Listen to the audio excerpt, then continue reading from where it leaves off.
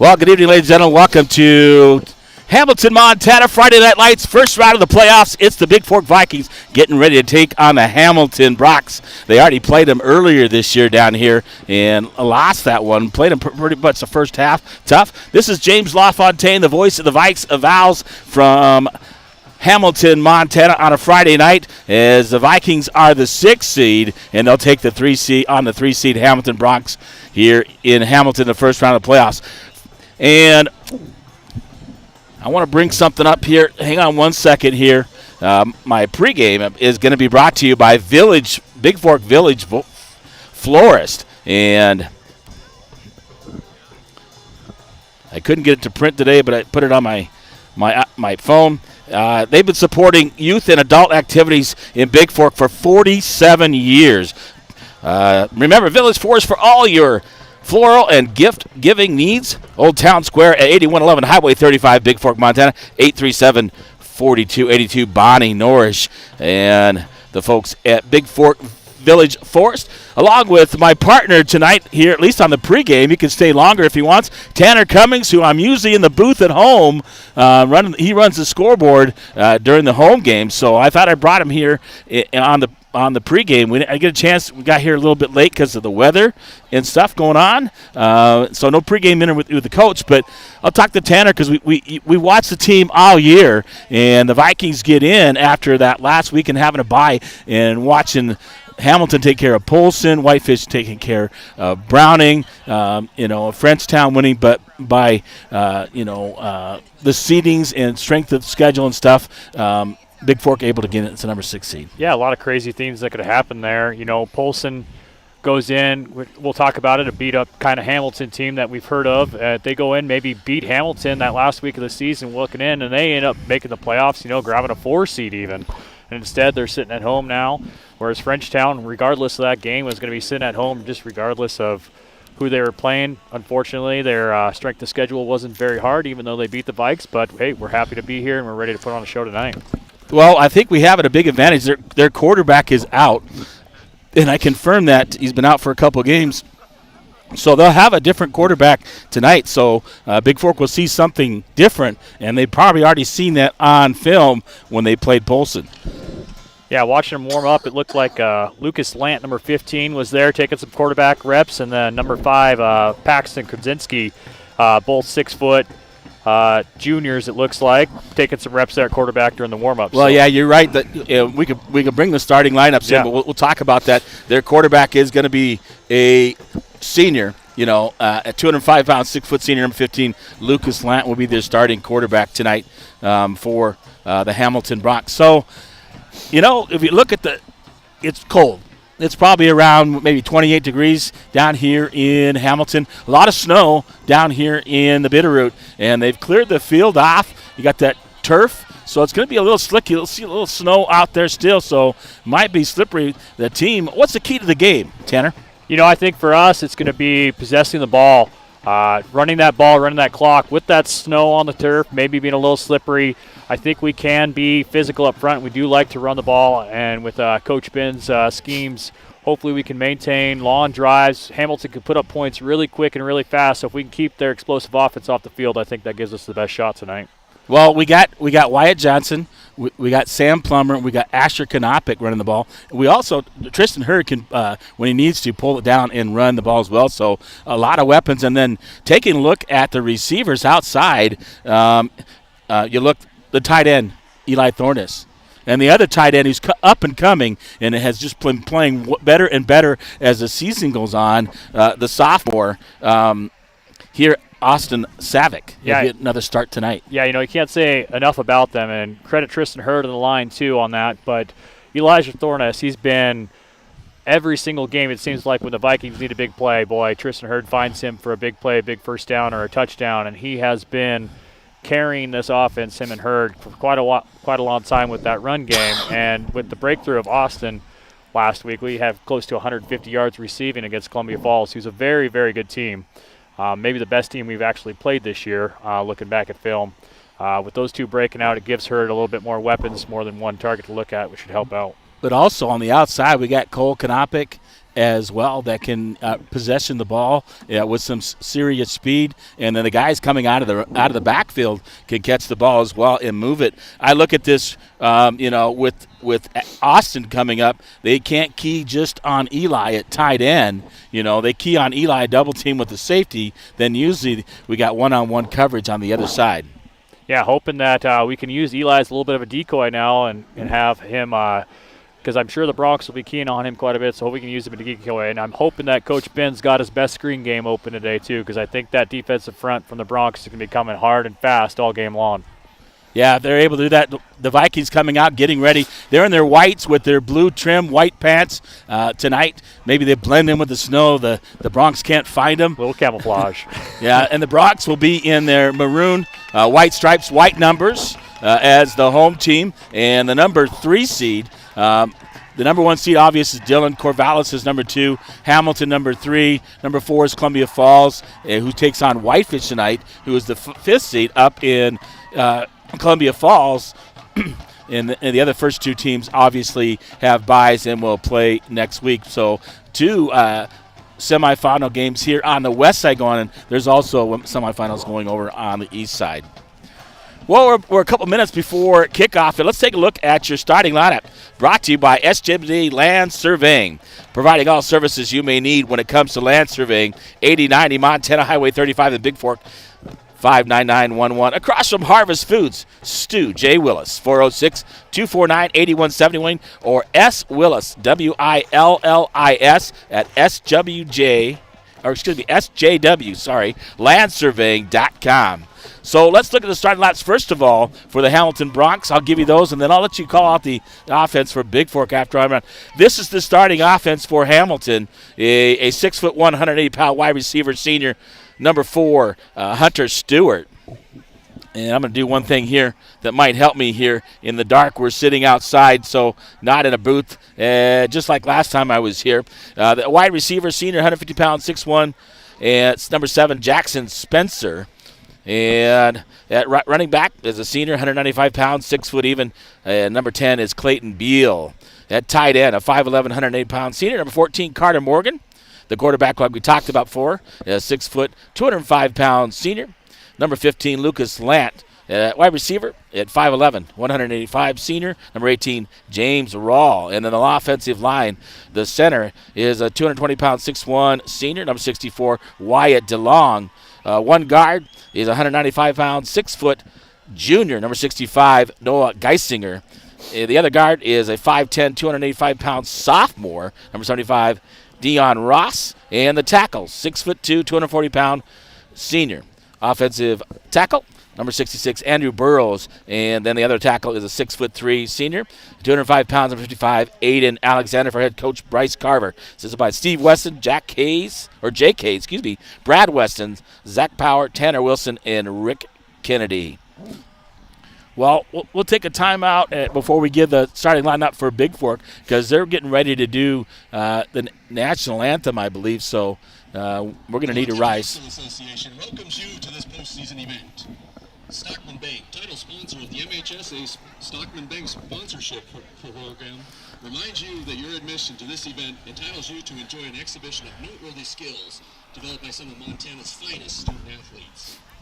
Please give these students your positive encouragement and support. Booing, taunting, or intimidating the officials or opponents is disrespectful, discourteous, and unacceptable. Stockman Bank and the MHSA schools invite you to keep the focus on the participants who have earned their place at this event. Enjoy the game. Looks like we have 5 officials we should for tonight's ball game. It's good. Give the proper salute for the playing of our national anthem by the Hamilton High School Pep Band under the direction of. And we'll let you listen along as the Hamilton Pep Band plays the national anthem.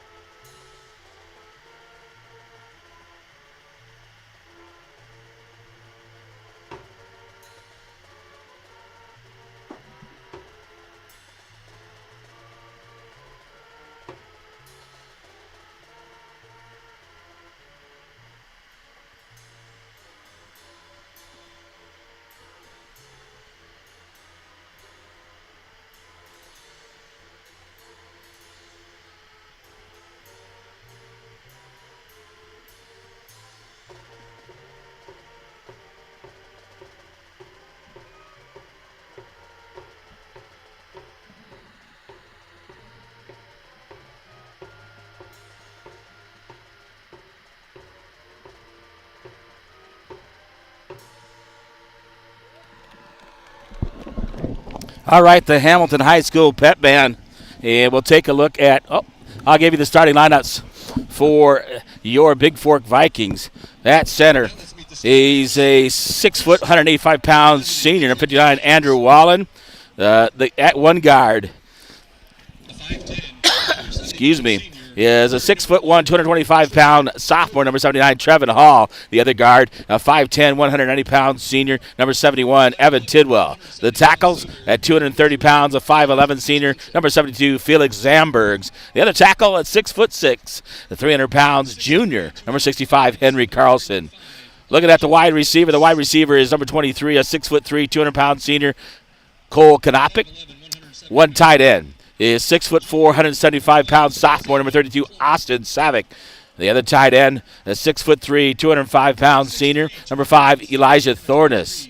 At running back, we have two running backs tonight, a 5'11", 170 pound junior, number 12, Samuel Plummer. And the other running back is a 5'11", 170 pound senior, running back number 3, Wyatt Johnson, and a quarterback senior at 170 pounds, 5'10", number 1, Tristan Hurd for head coach Jim Ben, assisted by Connor Coleman, Ed Buttry, Eric Thornus, Hunter Johnson, Trevor Ram, and Jaron West. Your starting lineups for tonight's ball game for each, the starting offense, I should say, for each team. So they're doing theirs, and we already whipped through our starting lineup. So key to the game, I think, is taking care of the football, like we talked about, and a clock, managing the game, right? Making mistakes. With the slippery field, I mean, offense obviously has advantage. Yeah, we'd expect to see with the slick, cold weather, we expect to see the ball probably on the ground at some point tonight. Hopefully it's us recovering fumbles from Hamilton and not the other way around. But keeping that ball and clock management and keeping possession of that ball is going to be a big factor tonight. Well, Tristan Hurd really threw the ball well. I talked to the announcer I know from baseball. He said really towards the end of that game we had a chance.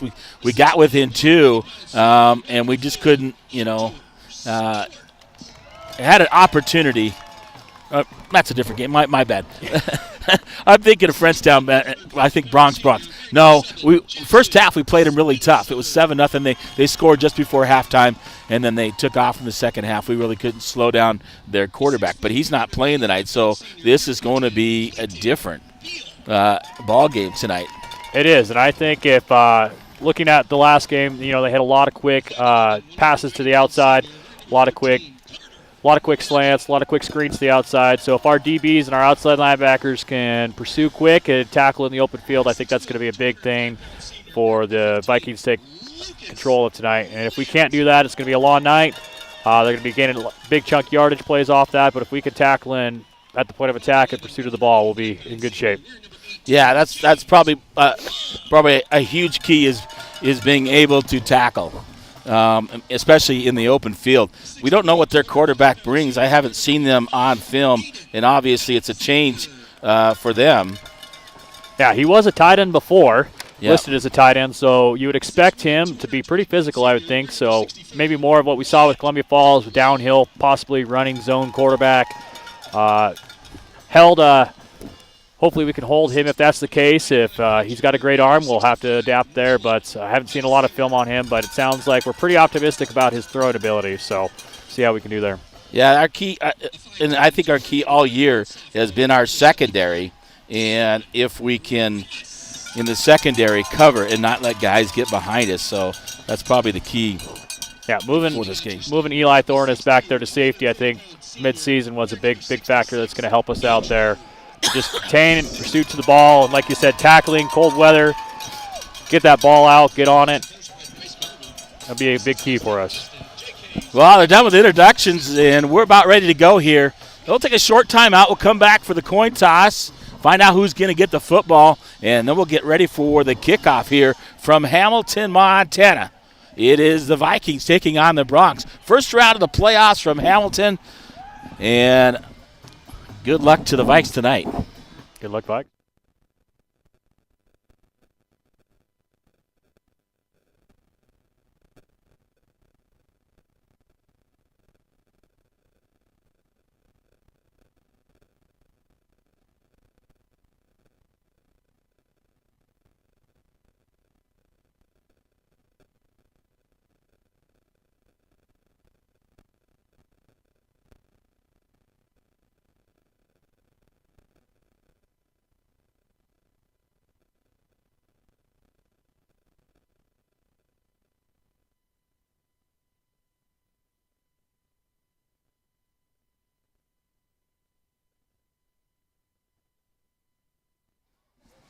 All right, welcome back to Hamilton. The Bronx getting ready to take on our Vikings here tonight in Hamilton. Taking a look at the captains for Hamilton. I got number 4. That's Hunter Stewart. Number 15 is the quarterback Lucas Lant. And number 66 is Andrew Burrows. And I'm guessing the one in street clothes is one not playing. It could be who was their starting quarterback. For the Vikings, we got number 1, Tristan Hurd. Number 3, Wyatt Johnson. Number 71, Evan Tidwell. And number 5, Eli Thornus, or Elijah Thornus, if you will. So the Vikings should get to call the toss. We'll see what they want to do here. If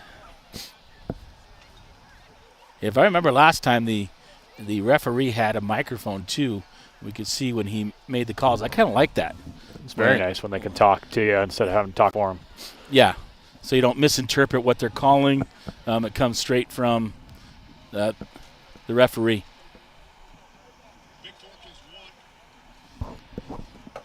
So if you didn't hear that, Bigfork has won the toss. And it looks like we'll receive.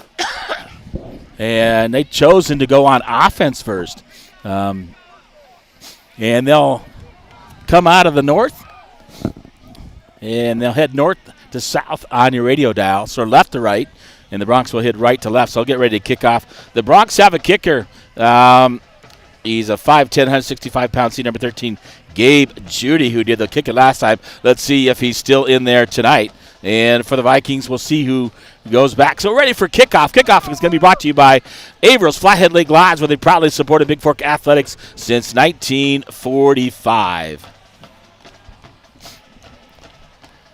So a cool evening here. Snow on the ground, but they got the field ready to go. And I imagine that it's going to be a little slippery in places.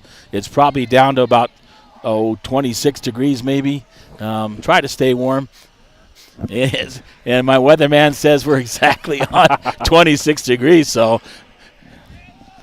well, Vikings back. Number 7, Asher Kanopik. And I'm going to think that's going to be 3, Wyatt Johnson on the other side. That's usually who's over there. And they're back. Yep, it is. Back at the 15. And Judy will kick off for the Bronx. Here we go. First round of the playoffs here from Hamilton, Montana. It's the Vikings taking on the Bronx in a rematch.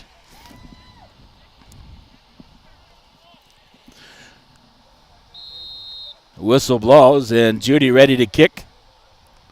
See what the footing is going to be like tonight. A low squibber, and picked up there by Kanopik at the 15-yard line. Races out to the left side and cut down just about the 28 or 29-yard line. Number 18 for, James Rawl making the tackle there at the 28. So it looks like the footing is not solid out there by that return. Yeah, I was going to say, by the judging of both the tacklers and Asher there, it did not look like either one was very confident in planting the foot in the ground there. So first attempt at 29, shotgun formation, 2 receivers over on the left side, 1 on the right. And a running back right next. Motion. 5. Looks like the defense jumped and crossed the neutral zone here. Yeah, flag on the far side. It is against the defense. So Hamilton eager. They'll take it out to the 34. That'll bring up a 1st and 5. Cole Kanopik will be out to the right side. I think it's Plummer that's right next on the right side of Tristan, who's in the shotgun formation. They'll give it up right up the middle. He's up out across the 45, and Sam Plummer takes the handoff, races up inside, and crosses the 45 out to the 46. Yeah, great blocking there up front. We were able to get man for man with a little trap play on the inside. Picks up a good 11 yards there for the Vikes. Yep, and that'll bring up a 1st and 10 from their own 46-yard line on the handoff to Plummer. Now Kanopik in the backfield on the right side. Johnson will go in motion from right to left. Sets. And this time inside handoff back to Wyatt Johnson after Kanopik, that little trap play, if you will.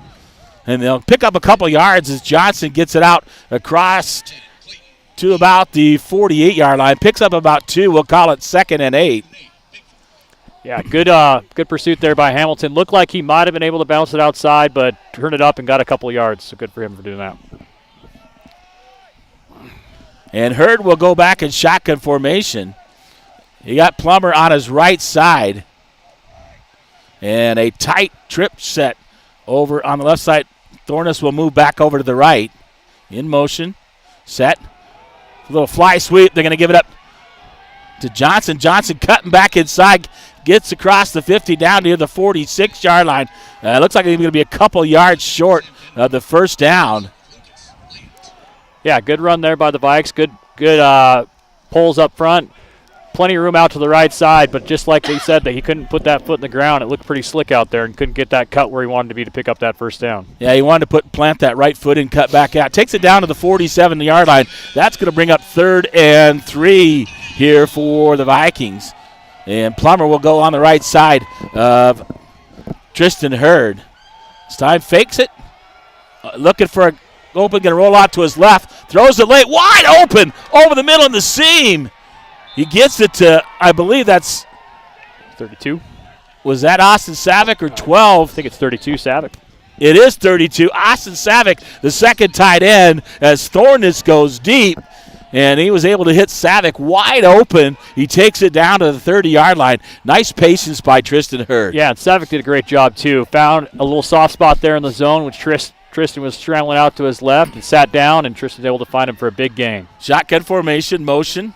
Fakes a handoff, gives it Plummer. Plummer up the left side, down to the 25, and tripped up there by Hamilton. And I believe number 55. Check that Kennedy on the tackle. Yeah, that inside trap play again. You know, those Hamilton D tackles are coming pretty hard, so trapping them off again. We've had 2 good plays off that trap play so far. Picks up 4. We're down at the 26, 2nd and 6 for the Vikes. They'll run tight formation, wide receiver wide out to the right. They're going to hand it off. Kanopic running out wide right, cuts it back in across the 20. Initially hit there, I believe, by number 4. That's Hunter Stewart. But Kanopic able to take it down to the 20-yard line, and another first down for the Vikes. Yeah, great running again. Guards out ahead, pulling, getting hat on hat. Asher able to plant a little bit there, cut back inside, and gets the first down. Yeah, he did a nice job. Looked like he solid footing there, able to put his foot down.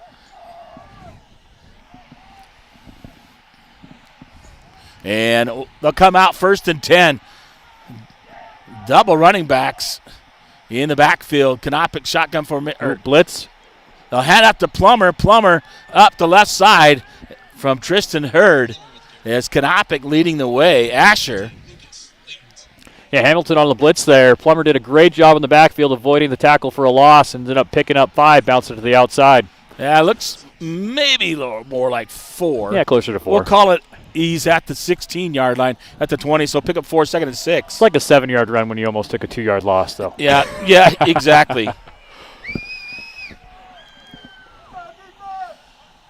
So 2 receivers out, twins out to right side for Bigfork. Going to have Asher Kanopic left side running. He gets down inside the 10-yard line, and a host of Broncs there take him down. And I think he's going to spot it about the 8 or 9-yard line. And it is going to be first down. And they'll spot it about the 8. First and goal from about the 8-yard line. They're going to say 7 on the board. Can you tell from here? Yeah. Looks like about 7, 7.5. Okay, we'll call the 7-yard line. First and goal from the 7 for the Vikings. Shotgun formation, motion. Plummer going to go right up the middle. Takes it in down to the 5, down near about the 3-yard line. Good job popping those legs. There's that trap play again. Number 3 in on the tackle. And 15. Lant on the stop. And number 3, Tommy Bender for Hamilton. He'll take it down to, take it all the way down to about the 2-yard line. It'll be 2nd and goal from the 2 for the Vikings. Here was 7:01 or 7 minutes to go here in the first quarter. No score. We'll switch. Drifts out to the left. Going to head up Kanopic. Touchdown. Whole bunch of them leading the way. He's going to get grabbed from behind. Touchdown. Kanopic He's able to break the tackle of Hamilton. Takes it in from 7 yards out. For number 7, he rushes it 7 yards and gets it in. Yeah, great Great job by Asher there, getting to the outside, contacted just short of the end zone, able to spin free, keep his legs turned, and drag the guy basically into the end zone for the Viking touchdown. Well, yeah, he did. He was going to catch him, but Asher kept pumping those legs. And on for the extra point try, it's Tristan Hurd. Wyatt Johnson to put it down for the Vikes here with 6:46 to go here in the first quarter. Snap. Nice snap. Johnson gets down. Kick up by Hurd. Looked a little slow in the cold weather, but right down the middle. 6:46 to go here in the opening quarter. The Vikes lead early, 7-0 on your Bigfork Harvest Food scoreboard. We'll be back after this timeout from Hamilton, Montana.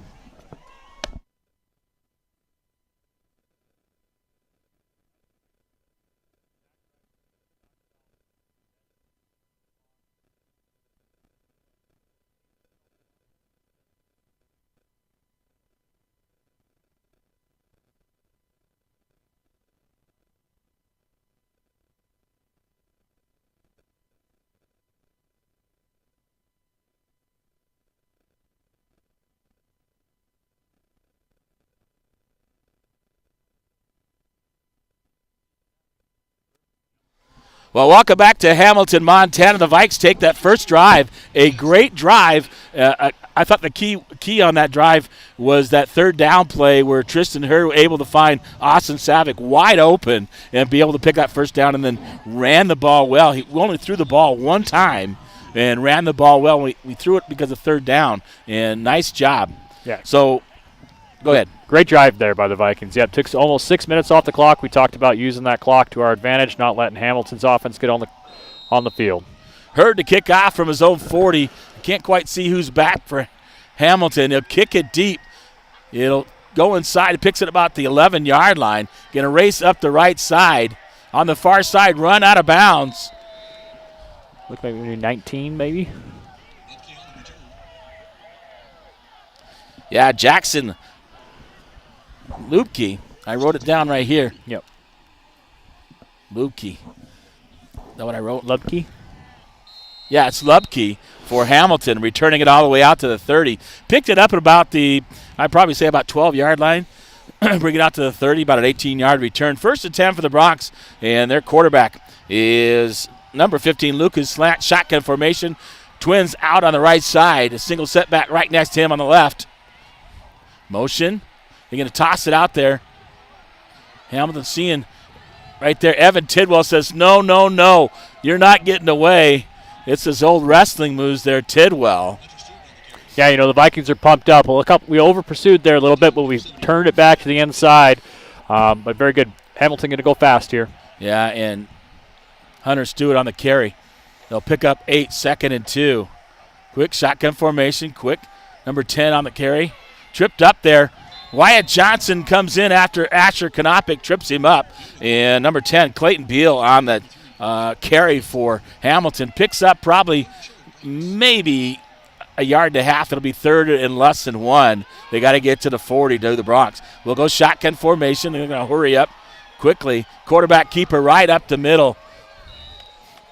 Yeah, and there we see it. Big tight end quarterback, converted to quarterback there. Downhill run.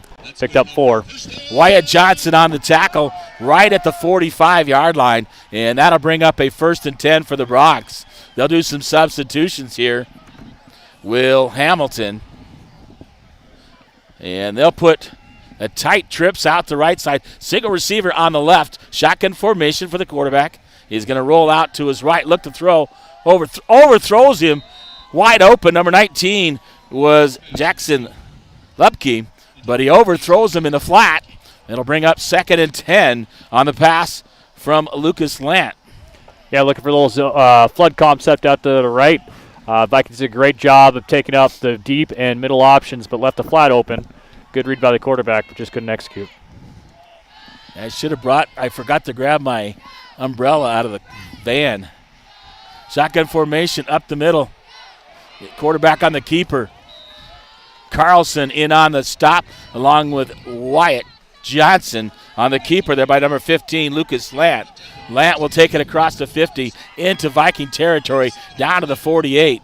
And that'll bring up a third down and 3 for Hamilton. And a big third down right here. Yeah, I'll tell you what, Lance's legs have looked way more dangerous than his arms so far. Looking for a little QB draw, QB run here.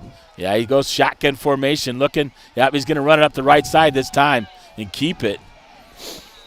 And right there to meet him, number 59, Andrew Wallen, as Lant takes it down across the 45, down to the 43-yard line. So he picks up 8 on the play. Yeah, he does a good job of keeping those feet moving, and he's a downhill runner. 5 on the play and a first down. 1st and 10 from the 43 of Bigfork.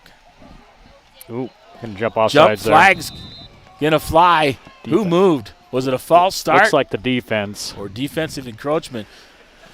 Flag thrown on the far side. And boy, it's like the snow is falling in slow motion almost. Yes, it is. Slowly coming down. 4:29 to go here in the first. Vikes up 7-0 on the Montana Athletic Club scoreboard here from Hamilton, Montana. And throw it out, screen. Oh, it bounces it to him. And incomplete on the screen pass to Hunter Stewart. But right there was 31 for Bigfork. That's Thomas Eberly. Yeah, there's those little screen passes, those little swing passes that were so successful for Hamilton the first time the Vikings played them. Unsuccessful there. So 2nd and 5 from the 38. Snap, hands off to the running back. They grab him. He ain't going anywhere. A host of Vikings in a Tidwell's in there. Wyatt Johnson. Canopic's in there. Just a whole host. Great team tackling. And no gain on the play. Was that 10 Clayton Beal on the or carry, I believe? I believe so. About 4 down territory here, though, probably for Hamilton. And it'll be 3rd down and about 6. Going to run it up the middle this time again is the quarterback. That's what they're going to do. Wyatt Johnson in on the tackle along with Wallen. Not before he gets it down to about the 31. Actually going all the way down to the 30. Picks up 13 and a 1st and 10. Yeah, he looks really good running that ball downhill, and we haven't had an answer for him yet, so hopefully the coaching staff here, we can get an answer for that. Usually we're really good at stopping the run, but got to adjust to a different quarterback. Shotgun formation, trips out to the right side. Going to look to throw that screen. Going to throw over deep late. And nice job there. Eli Thorne is turning around and breaking up the pass in the end zone. Otherwise, that's a touchdown. Yeah, looking for his favorite target there, number 4. Hunter Stewart's. Hunter almost brought it in. Eli able to pop it right out of his hands at the last second there. Yeah, he able to get that hand in, reading what the wide receiver was doing as he's running that fly route. Or fade route, excuse me. Shotgun formation, trips out to the right side, hands up the middle to number 10, Clayton Beal. Beal in on the tackle is 31, Thomas Eberly. And McKenzie also in on the tackle. Gage McKenzie. He'll take it down to the 27-yard line. They got to get to the 20. 3rd down and 7. Ooh, big they go backfield. Tight formation. One receiver out to the right. They're going to power run it. Oh, had a chance to trip him up. Thornus grabs him, but throws him down after he gets across the 20. Enough for the first down on the keeper by Lucas Lant. Yeah, big QB power option there off the left side. Vikings had a chance there. Thomas Eberly just almost made the tackle for a loss, but instead he gets past him and down the field for a big gain. Here's the same formation. That tight formation, single receiver out to the left. Going to hand it inside. This time nowhere to go on the handoff to Beal. Plummer did a great job of coming up from his outside linebacker position there, setting the edge, waiting for Beal. Turns it back in. In on the tackle was Plummer. He's still at about the 17-yard line. And it'll bring up a 2nd and 10 for Hamilton. They'll run receivers on either side. Shotgun formation, single setback on his right side. This time the quarterback going to keep it. Going to run it right up the middle. Bigfork's got to find an answer for. We do have a flag coming in. Lant, flag on the play. We'll see what that is momentarily.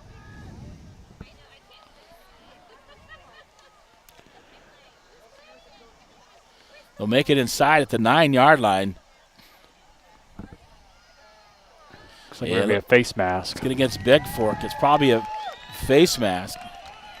He didn't turn his mic on. I was waiting for him to, like he had a pregame. He's not. So first and goal for Hamilton at the 5. We're going to get a heavy dose of QB draw and QB power here.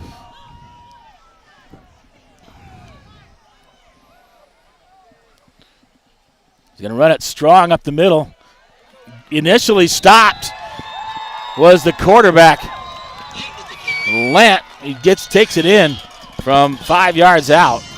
Yeah, running that QB power off the right side this time instead of the left side, and runs it in for 5 yards for a pretty easy touchdown. We got to come up with some answers for that, for the QB running game. Yeah, 1:44 to go here in the first. And I'm going to do some switching, get some of the stuff with the weather snowing like that. Try to get some of this electronic equipment covered up. Yeah, good. PAT is good. 1:44 to go here in the first quarter. And the Vikings and Broncos are tied 7-7 on your Montana Athletic Club scoreboard. We'll be back after this timeout.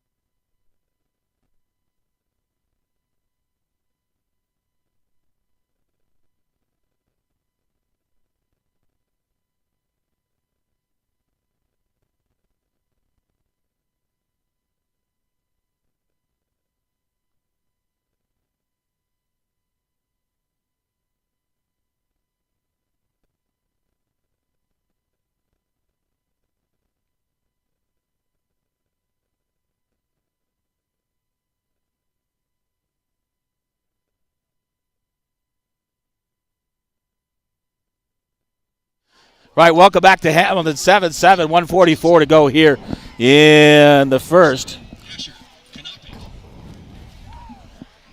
And Kanopic back deep with Wyatt Johnson. And kick it out for Hamilton is Gabe Judy, number 13. Light snow coming down here. A low kick. Kanopic will pick it up at about his 15-yard line. Going to race up the middle, cross the 30, all the way out to about the 34. A nice return. Let's see where they spot it. It'll be 1st and 10 for the Vikes. Yeah, great open field tackle there by Jack Lepke. If he wouldn't have made that tackle, I think Asher might have gone house on that one. Yeah, he was moving quick, wasn't slowing down. Make the defense adjust here. And Vikings come out, shotgun formation, two running backs in the backfield.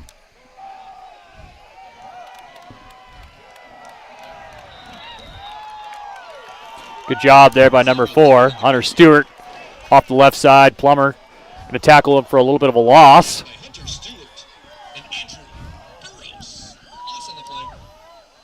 Couldn't quite seal the edge of the Vikings there, and Plummer takes a small loss. It's going to bring up about 2nd and 12 from the Viking 32.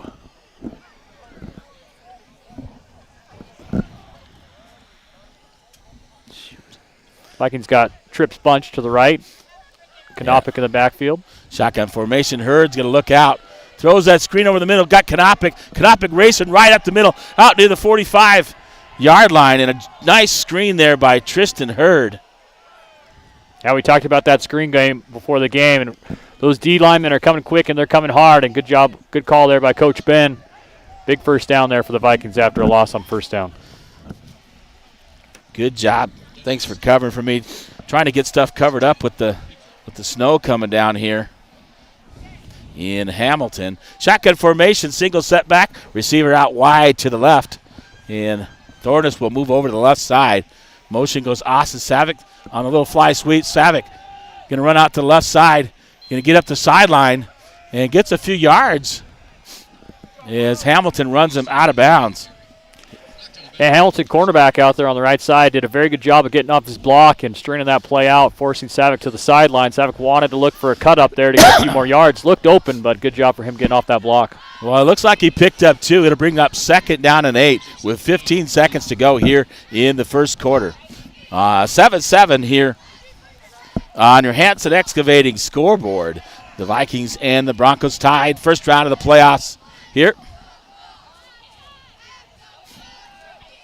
Shotgun formation. Running backs on either side of Hurd. Takes the snap. Hands it out to Asher. Asher going to run it up the left side. Fighting his way. He picks up, gets across midfield into Hamilton territory. They'll all the way down to the 48-yard line. Boy, I like the way. And that'll be the end of the first quarter. And they'll actually spot it just about the 49-yard line. It'll bring up 3rd down. And the end of the quarter, 3rd down and about 6 for the Vikings. Or check that. Yeah, we'll call it 5. 3rd and 5 for the Vikes. And we'll be back after this timeout from Hamilton, Montana.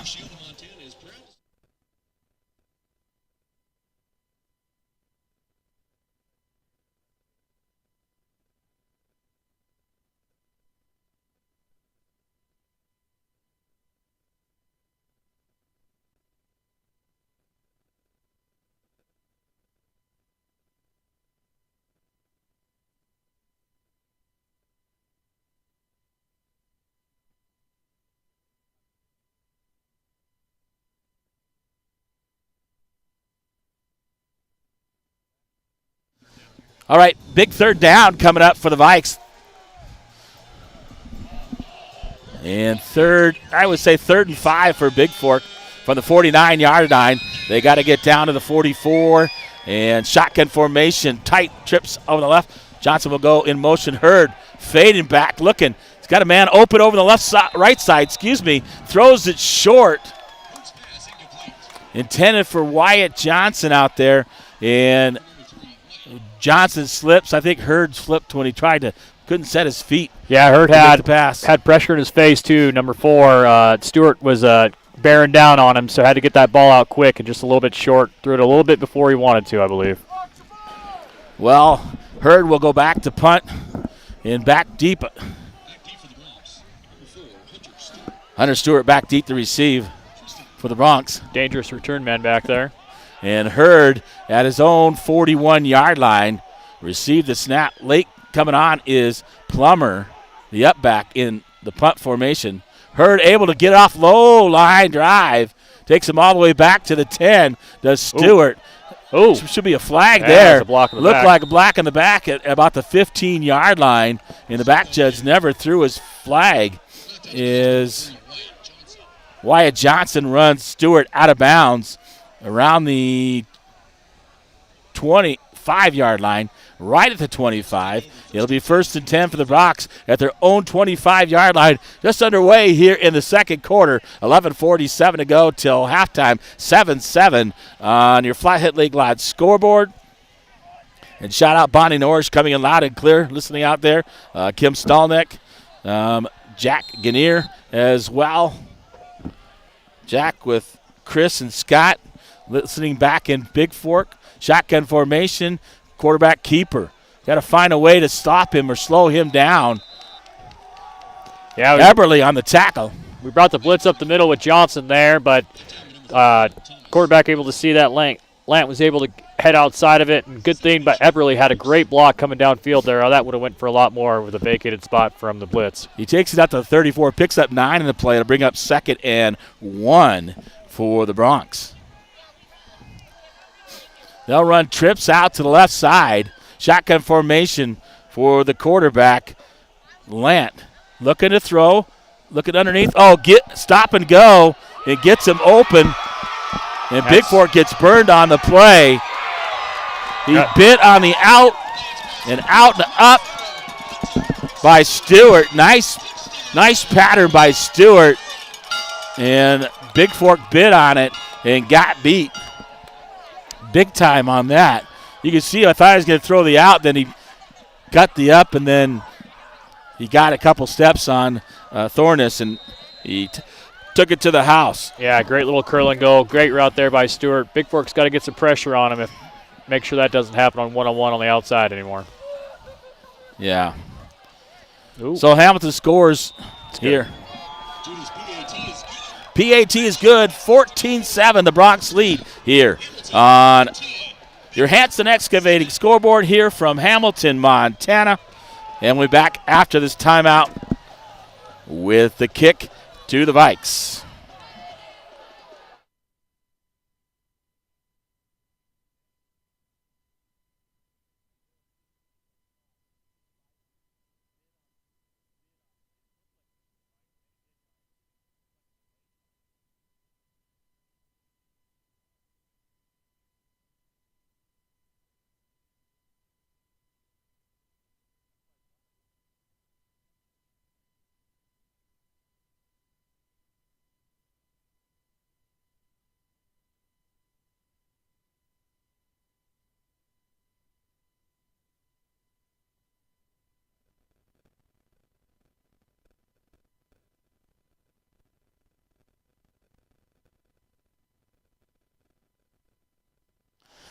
All right, back in Hamilton, Montana. Thanks to our partner for going getting my umbrella, try to cover up some of this equipment here. You know, this equipment does not like snow. Kicking off to Bigfork, back deep. This time is Wyatt Johnson about the 18-yard line. Going to pull it out to the right. Brings it right back up the middle. He's crossed the 40, out near the 45. Had one guy to beat and almost did it. Brought down there by number 12. Yeah, that's Braden Lancer for Hamilton, and a nice return there by Wyatt Johnson for Bigfork. Great vision up the middle there from Wyatt Johnson. Fielded on the right side, able to bring it back to the middle. Vikings with good starting field position from their own 45. Well, they'll start in shotgun formation. Single receiver out to the left, two running backs in the backfield. He's going to hand it off to Plummer. Plummer out to the right side. He'll get a few yards, probably picked up 3 or 4.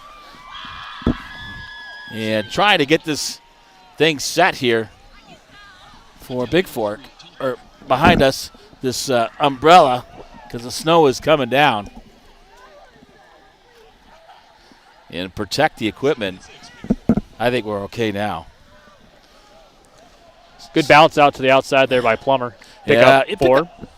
About 3 or 4. We'll call it 2nd and 6 for the Vikes at their own 49-yard line. Shotgun formation for Hurd. Johnson will move over to the right side. Hurd, snap. Going to give it up. Big hole. Big hole. Asher Knopick right the middle. Across the 45 down near the 40. Wyatt Johnson there on the carry. Was it Johnson instead? Yep. Knopick had it and then handed it back off to Johnson on the counter play there. The counter play. Yep. I was trying to adjust things here. Folks, you have to understand we're down to the 41. 1st and 10 for the Vikes. We're trying to. Light snow coming down. We've got an umbrella to cover up the equipment.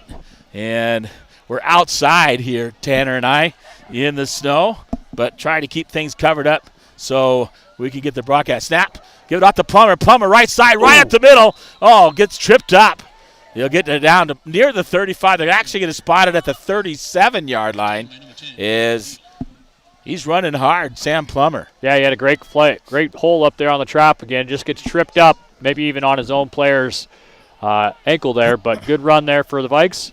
Good drive going here so far. Yeah, he picks up 4, take it down to the 37, and that'll bring up 2nd down and 6 for the Vikings here. 9:12 to go here in the first half, and 14-7 the Bronx lead on your Bigfork Harvest Food scoreboard. Snap, you're going to hand it off. Big hole. Asher Knopick up the middle, across the 30, down near the 25, inside the 25, down near the 22, 3, and number 3 on the tackle. Yeah, it's Tommy Bender. Yeah, great run there by Johnson off the right side. Great blocking up front. Hit the hole hard, able to pick up a 1st down for the Vikings. I thought that was 7, Knopick. It was Johnson again. Was it Johnson again? It's kind of hard to see those numbers out here with the snow kind of blowing down. And they'll go shotgun formation, 2 receivers, twins, out to the left side. Motion, going to throw that screen out. Sam Plummer, wide open, nice block. He's going to break it out the left side, takes it inside the 10. And a great block there by number 23, Cole Knopick.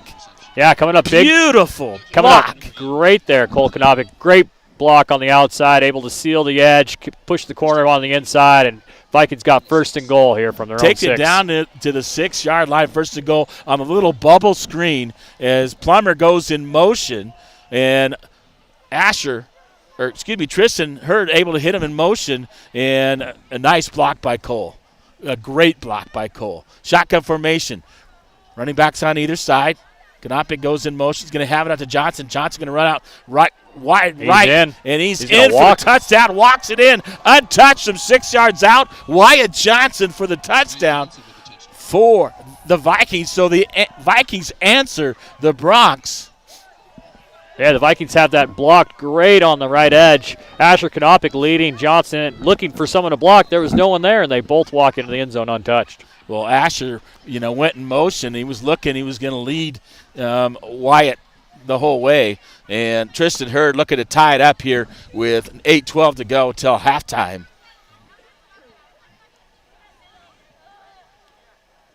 Snap gets it down.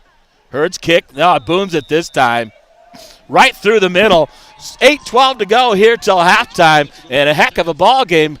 14-14 now on your Fred Hansen Excavating scoreboard here from Hamilton, Montana.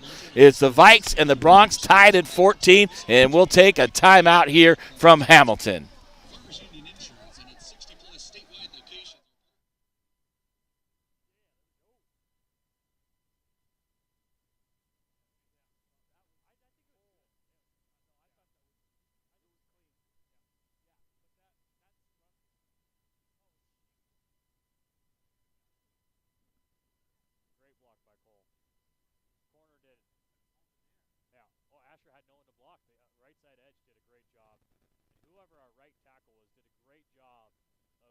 Of going like this.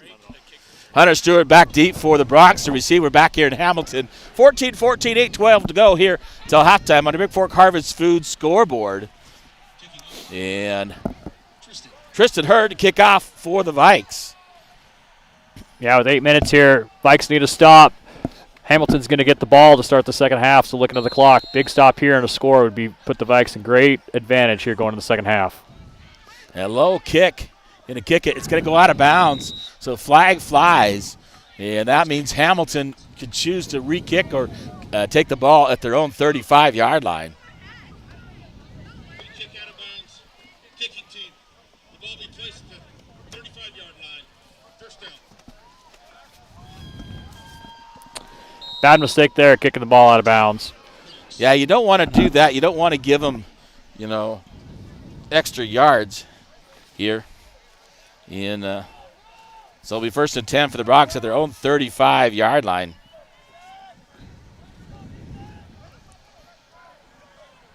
And they'll go shotgun formation, twins out to the left side. Hands off. Cut down immediately, number 10 by 72-3. That's Wyatt Johnson along with 72. Felix Zambergs on the carry by number 10, Clayton Bill. Zambergs did a great job of getting off his block there at the point of attack. And Wyatt Johnson able to come in and clean it up. Second and untouched. 8. Yeah, 2nd and 8, picked up 2. Shotgun formation again. They're going to hurry up. Ooh. And flag should fly. They looked like they moved early. No flag on the play. A whole bunch of guys from Hamilton moving. Looked like leaning, and I thought there'd be a flag. But quarterback keeper takes it out to the 41-yard line. It'll bring up 2nd down and should be 3rd down. Should be 3rd down, yep. Yep, 3rd down, third about down and 4 or four. 5, yep. Yeah, 3rd and 4, shotgun formation again. QB power up the left side. And he'll run it right up the middle. Uh-oh. 15, going to break it. Tries to break it to the outside. Tripped up, grabbed, and pulled down. Is Zant. Runs it down out to the Bigfork 47-yard line. Brought down there by 31. Thomas Eberly for the Vikes.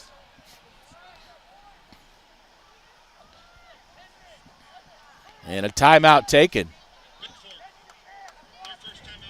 Vikings will take a timeout here with 7:08 to go here in the first half. We're tied at 14-14 on your Montana Athletic Club scoreboard here from Hamilton, Montana.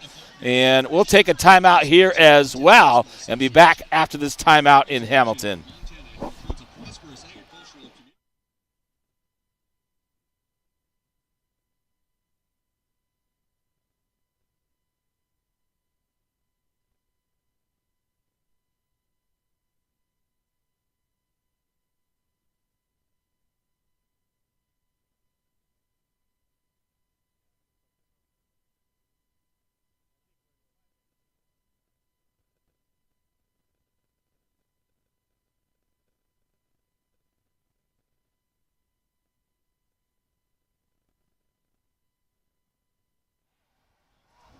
Back in Hamilton, shotgun formation for the Bronx.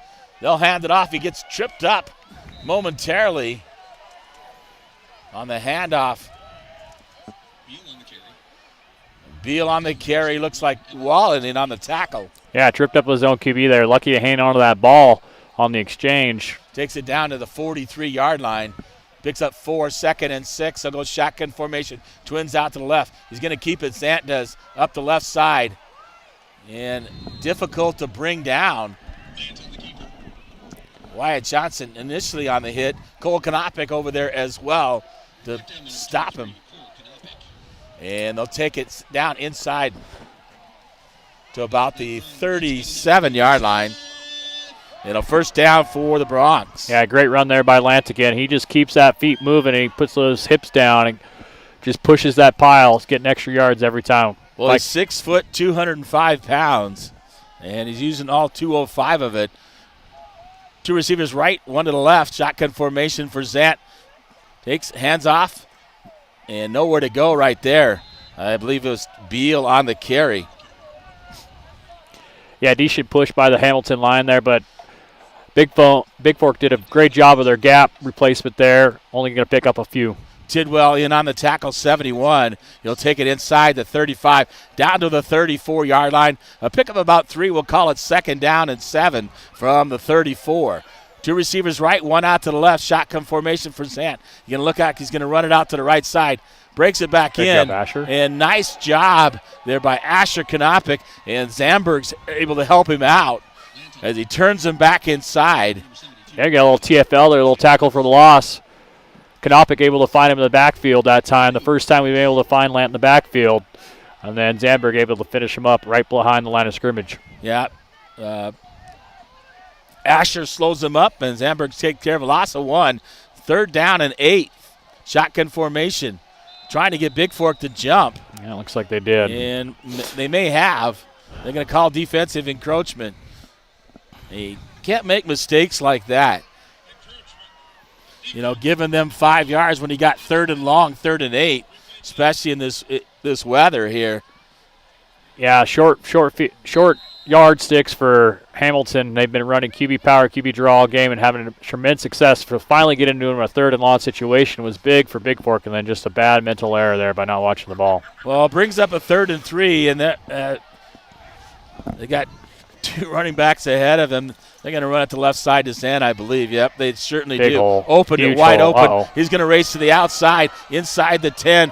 He's going to get it all the way in. Flag flies late, and touchdown. We're going to have a horse collar tackle, it looks like.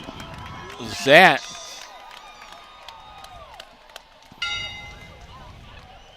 We'll see what the call is here from the referee. Sometimes he uses his mic, sometimes he doesn't. Yeah, they might end up actually marking him short here, but still giving the penalty. No, the one guy on the inside called it in for the touchdown, I thought. Pretty lengthy discussion here. We'll see.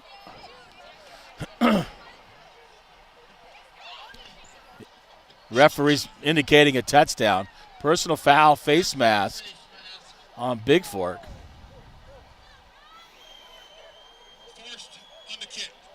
It'll be enforced on the kick on that personal foul. So,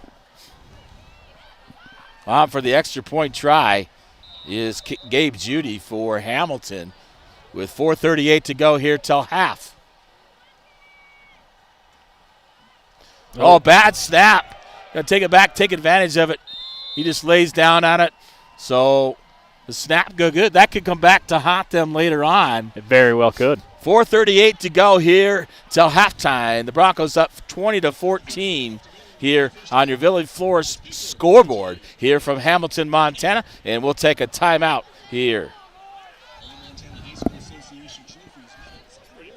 I thought he was.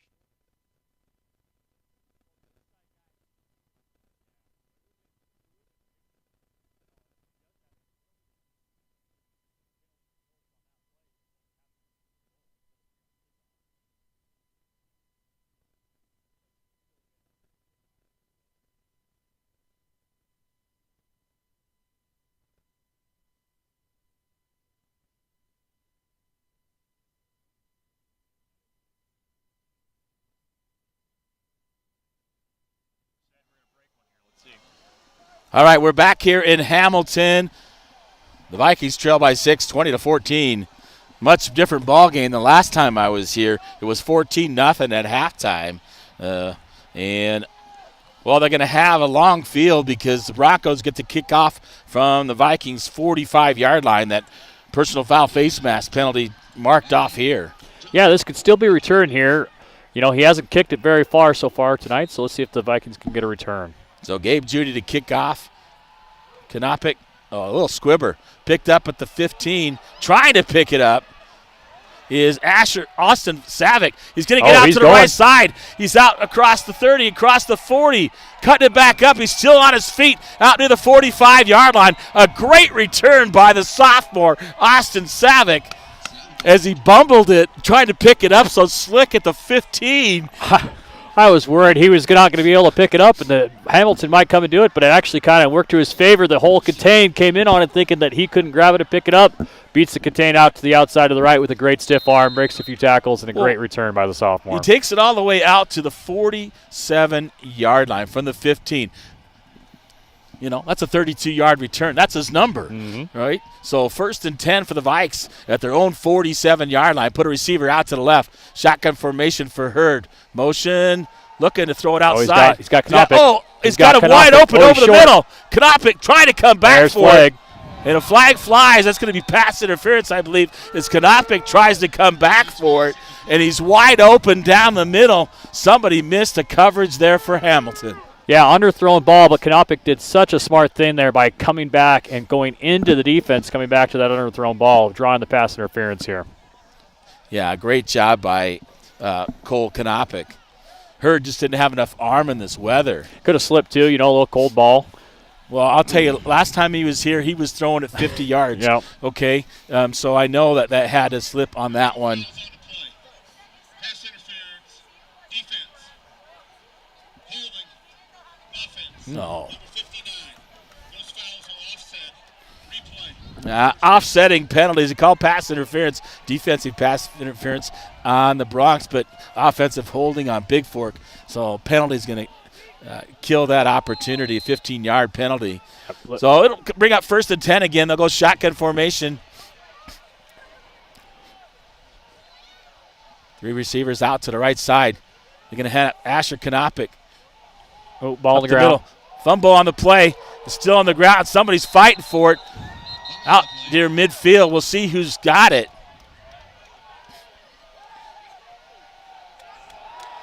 Hamilton says they recovered it. And the Bronx recover at the 50. That's what we talked about pregame. Got to take care of the football. Yeah, bigger snowflakes starting to fall. Going to get a little bit more slick as this game progresses. Vikings on the short end of the stick there. Hopefully we can get a stop here before halftime and not let them get in. Well, we had having what we wanted. We were moving the football. You know, great return by Savick, and then what we can't do is turn the ball over. So Bronx will have it at midfield. 4:13 to go till halftime, and 20-14 on your SJWA surveying scoreboard. Keeper by the quarterback. Tidwell along with Wallen in on the stop. As Lant will take it down to about the 45-yard line of Bigfork. Picks up a 5. It'll bring up 2nd and about 5.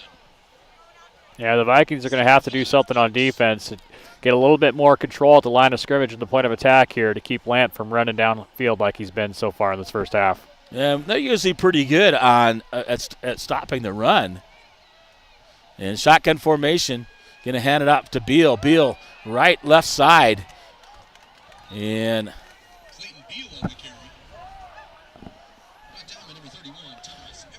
Eberle in on the tackle. Takes it down inside the 40, down to the 39. It'll be 1st and 10 for the Bronx. Bigfork, I think, needs a stop because Hamilton gets the ball out, coming out of the half. And they'll go 2 receivers out to the right. 1 receiver out left. Shotgun formation for Zant. Snap. Zant's going to run it right up the middle. And he gets a few yards. Wyatt Johnson in on the tackle for Bigfork, along with Cole Kanopik, looked like to me. Better job that time by Bigfork up front, but still Lant picking up 4 yards there with his legs. 5 yards, looks like. Drive continuing for Hamilton here. Inside the 30, down to the 34-yard line, second down in about 5. Shotgun formation. Going to hand it off to Beal. Beal cuts it back. Great Nowhere job, to go. Asher Kanopik in on the stop, beats him in the backfield for no gain. It'll bring up 3rd down and 5, so a big 3rd down here for the Vikings. Yeah, I'd expect a little QB power here. 4-down territory probably for Hamilton. Looks like they got that double bat wings up to the right side, looking that way. Yeah, single receiver out to the left and the right. He's going to run it left side. Oh, grabbed right there. Tidwell stood him up along with 31 Eberly, and then right there was Asher Kanopik for no gain. Yeah, Lant a huge play. Lant decides to cut that one back off the left side when all of his blockers went to the right side, and a host of Vikings there waiting for him. Brings up a huge 4th down here in the first half. Yeah, there was 4 Vikings right there. You know, Tidwell and Eberly slowed him up, and then Kanopik, and I couldn't see who he was on the other side. Might have been Johnson, able to stop him for no gain in a 4th and 5. And Hamilton takes a timeout. We're not going to go anywhere. 1:58 to go here until halftime, 20-14 on your Bigfork Harvest Food scoreboard. The Vikings trail by 6 here at halftime, trying to keep Hamilton out of the end zone and scoring before the half. That would be huge. That would be huge. You know, if the Vikings can get a stop here on 4th and 5, this is a turnover. So the turnover battle will be 1-1 back again. The Vikings with 2 timeouts, looking to maybe possibly put a drive together to go try and score. We did have Kanopik wide open behind the safeties on the last drive. We just underthrew him a little bit with the penalty coming back, but we know it's there. So see if we can get this 4th down stop. Yeah, and like you said, I think Tristan might have slipped on that play. Otherwise, if he hits Cole in stride, it's a touch. Oh, it would have came back on the holding call. It would have came back, but it's open. Yep, they'll go stack Twins over on the right side. Shotgun formation for Lant. Lant looking, hand it to Beal. Beal, reverse, looking to throw it. He's going to run it out to the right side. Looked like holding. No flag on the play. And Steven checked that. Hunter Stewart on the carry as they flip it to him. And Hamilton gets a 1st down. Receiver out on either side. Shotgun formation for Lant. Going to run it right up the middle. Oh, grabbed, hit right immediately. There's the big man. There's Henry. That's 65. Henry Carlson, the 300-pound, 6'6". He almost ripped the ball away from them there. He almost had it, yeah. A pickup of 2, 2nd and 8. Shotgun formation. And there we go. Lant keeps it this time. Who is it bringing him down? He's helping him up. It's 72. It's Felix Sandberg. So, excuse me, Hamilton will take a timeout. Yeah, Zamberg's had a great half so far, it seems like. Been on a lot of tackles, especially when they're getting good penetration of the line. I'll tell you, Lant didn't like getting tackled by Big Henry there. He finally found a guy bigger than him and was like, oh, boy, this is a little different story. You get hit by a 300-pound, 6'6" kid, you know, and like you said, he nearly took the ball away from him. That would have been a huge turnover. It's going to bring up 3rd and 5 here for Hamilton. And 1:16 to go. Hamilton has 1 timeout. Bigfork has 2. You know, the big thing is to get a stop here, not allow them to get a score before the half. Yeah, I'd look for them here probably to use Stewart as a number 4 from Hamilton. Use him as a little decoy possibly, but he's lined up single set on the right side and maybe pass this ball. Or maybe they have a play action out of this set here. Yeah, they'll put a receiver on either side wide. We got those 2 up backs, and then shotgun formation. Look like going to run to the left side. Yes. Oh, nice. Wyatt. Who shot in there nearly? Nearly had him for a loss was Wyatt Johnson, and Lant able to take it down. Johnson had him in the backfield for a loss. He did have him. We got a Viking down. Might be Kanopik. On the far side, one of the Vikes down. Lant will take it down. I can't see where it is because the snow is coming down and covering up the field and the numbers. It'll be a 1st down for Hamilton, and we'll check on who is down for Bigfork. George Hall listening out there. His grandson of Tevin Trevin, and Gage Hall.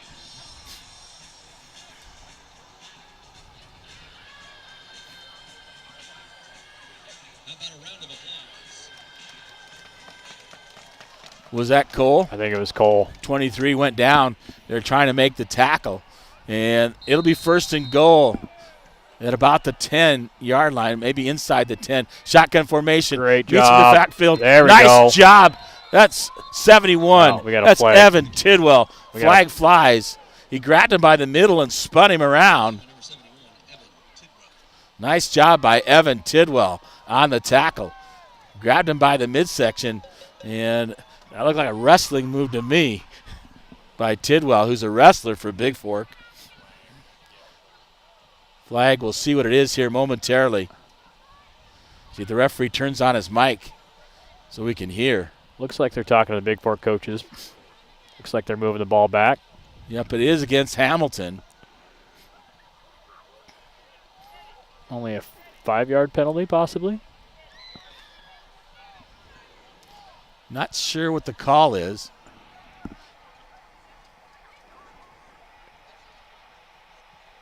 Illegal snap. Offense. 5-yard penalty. Please reset the game clock to 107. Going to reset the game clock to 107 because it was a dead ball, illegal snap. Yeah, it looked like maybe the whole offensive line and the 107. defensive line went. The snap came a little late. Will start on my whistle. Yeah, so they'll wind on the whistle because now the clock will start. 105 and counting. Shotgun formation. You're going to run it up the middle. Oh, Bigfork snap. right there. Got him by the ankle. There you go. Asher. That's Asher Kanopic. Not going to let him go. Carlson in there to help as well for Bigfork. It'll bring up second down. And it's hard to tell where the ball is out there. I think it's about the 13-yard line. Yep. And they have to get in the end zone. So it'll bring up second. Oh, we got another penalty. In the backfield. Illegal formation cost them 5 more. Keep pushing them back. That's what we need right here. Yeah, we're now running about first and goal from the 20, it looks like. That's what they have up on the board. First and goal from the 20. The clock winding. About 50 seconds to go. Beal late getting on. Quarterback in shotgun formation is Lant. Kill the play. 10 seconds on the play clock here. I think we might get another penalty. And they only have one timeout left. He's going to snap it, look to throw. Throws the screen inside. Dropped. Incomplete. There by number 7, Jackson Spencer. Yeah, great pressure there by number 72 from Bigfork, too, putting a hit on Lant when he's throwing the ball. That's the best hit we've had on Lant all night. Well, if we can do that here, especially in the second half, we can hold him out here, right? We get a shot in the second half here. Yeah, So it'll bring up second and goal from the 20. Big possession for Bigfork. 29 seconds to go here. 20-14 on your Village Floor scoreboard. Shotgun formation for Lucas Lant.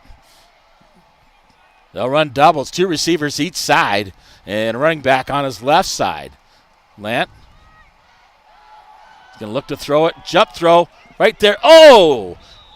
Just over the head. The only guy in the area for Bigfork was number 2. The only guy in the area in general. Jaden LaPierre. And it was too high for him to pick off. Yeah, Thornus about picked that off. Yeah. That was LaPierre. Was it Number 2. Thornus is over in the middle. LaPierre, number 2, is over here at the cornerback. I think we switched. I think with Kanopic going out there, Thornus came back out to corner. You're right. It is Eli Thornus just over his head, and he's 6'3", 6'4", right? Yeah, and he can jump. And he can jump. Shotgun formation, third and goal from the 20 for Hamilton. 24 seconds to go. They got to throw it. Throws it over the middle. Hit again on the Bigfork. QB. Oh, nice job. Pressure put on. 71 71. Evan Tidwell. Pass incomplete. Knocked down over the middle. I believe that was Asher. Yeah. Kanopic knocking it down. And it'll bring up fourth and goal with 19 seconds to go. Yeah, again, not really a noticeable Hamilton receiver in the area there. Hamilton going to use their last time out here before the half. Yeah, you might as well. You can't take it into halftime. Use it up, right? Yeah.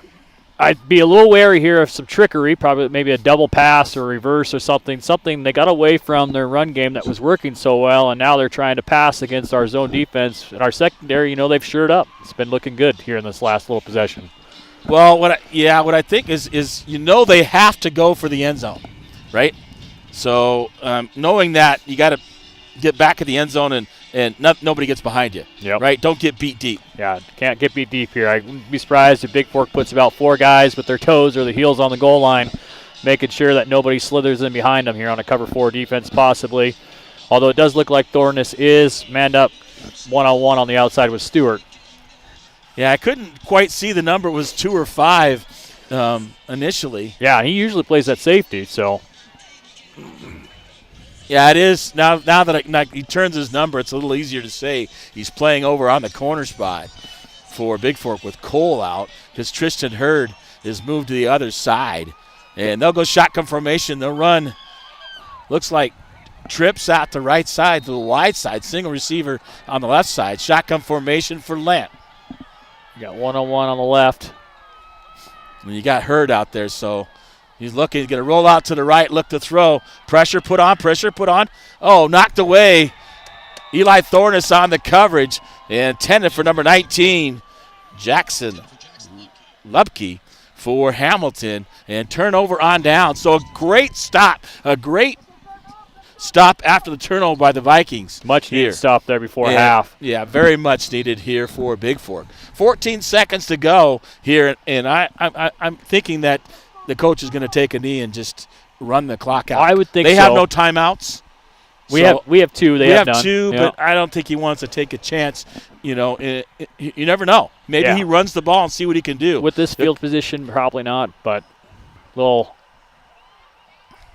shotgun formation. Direct snap to Thorness there. Yeah, I couldn't tell who got the snap, but they're just going to run it up the middle and basically take a knee. And it looked like, looks like it was Eli Thorness. Yeah, they moved guys around, put Thorness, took the shotgun snap.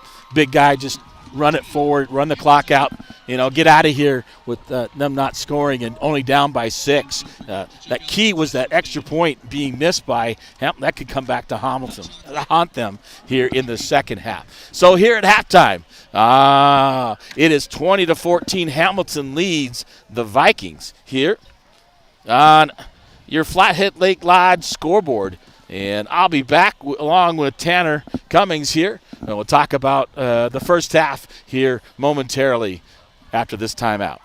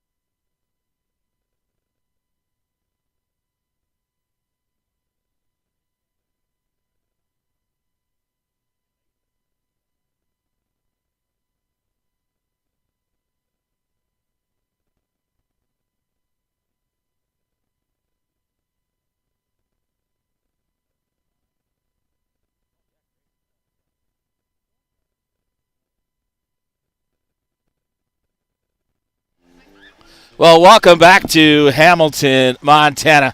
And the Vikings trailing the Bronx here at halftime, and a good stop there to keep them out. Halftime brought to you by SJW Land Surveying, providing all services you may need when it comes to land surveying. 8090 Montana Highway 35 in Bigfork, across from Harvest Foods. To Jay Willis, 406-249-8171, or S. Willis, that's Willis, at sjwlandsurveying.com. Well, talk about the first half. I thought, the Vikings came out really strong and able on their first possession. They took the kick, and they were able to drive it down and score. Only one pass play, and then they ran it the rest of the way. So a really good first drive, and then Hamilton, of course, turned around and answered that. We didn't know what was going to be happening with their quarterback out, and then they have Lant, their new quarterback. You see where they're tied in. A senior, but very, very strong. Very strong, very physical. Probably our player of the game at this point so far going to the first half. He's got 2 rushing touchdowns with 1 passing to Stewart as well. Probably close to 200 yards of offense just on him alone going into halftime here. Yeah, looking around the other way, I heard that Clemmy Falls is up on Whitefish 21-0, probably going into the half. So we expected that probably to happen playing at Clemmy Falls. Clemmy Falls a little bit stronger, but yeah, you play the game, so you never know. So it's a better version or a better game than we saw last time when I was here.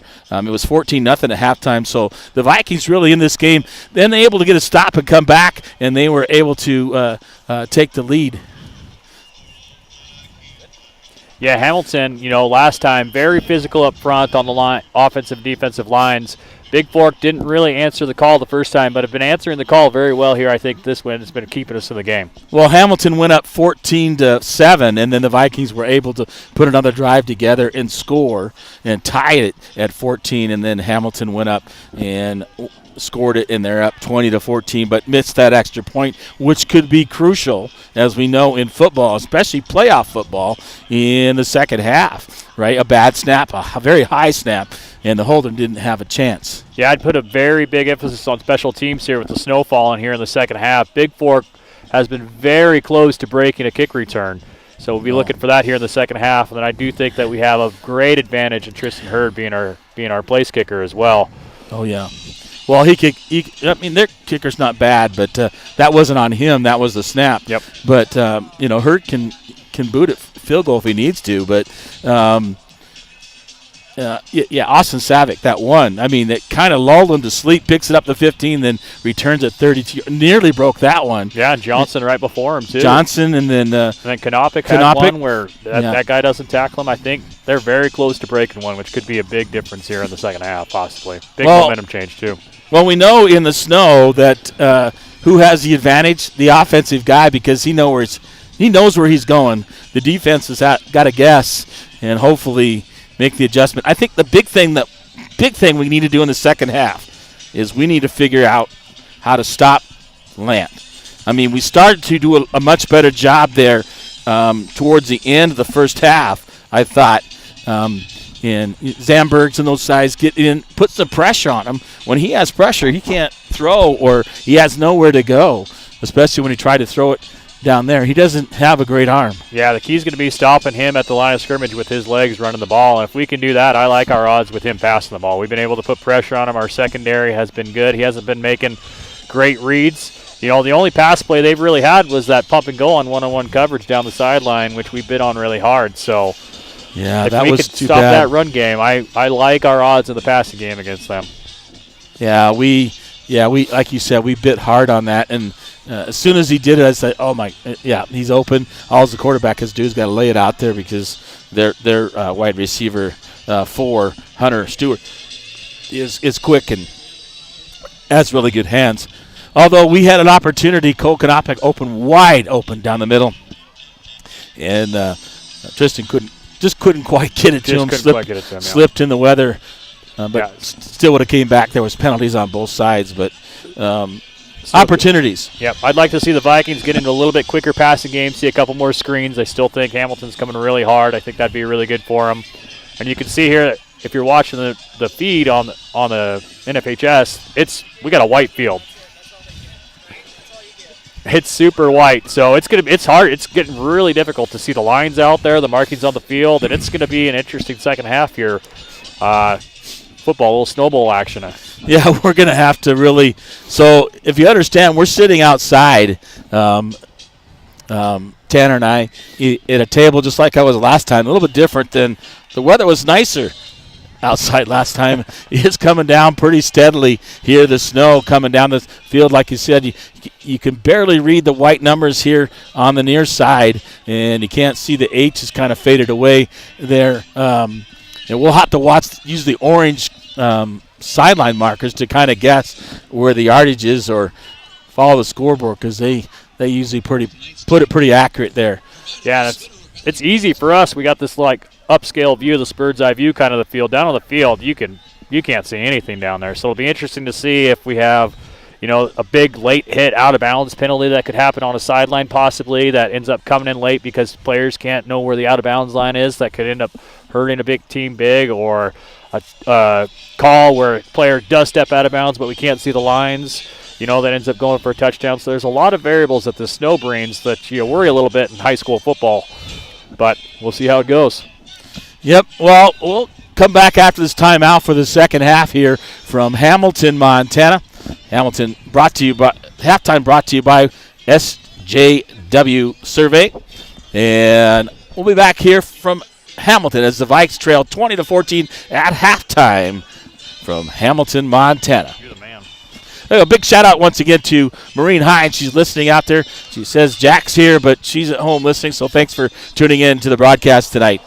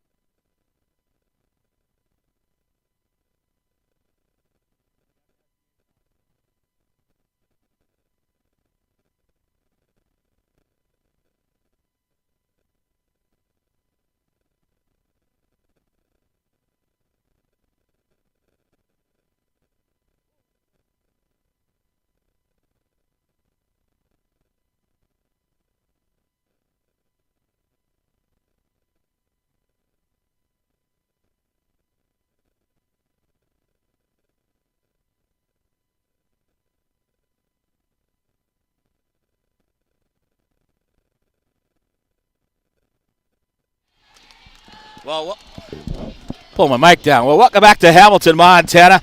Hey, I got a special, very, very, very, very special shout-out. 18th birthday tomorrow. Guess who turns 18?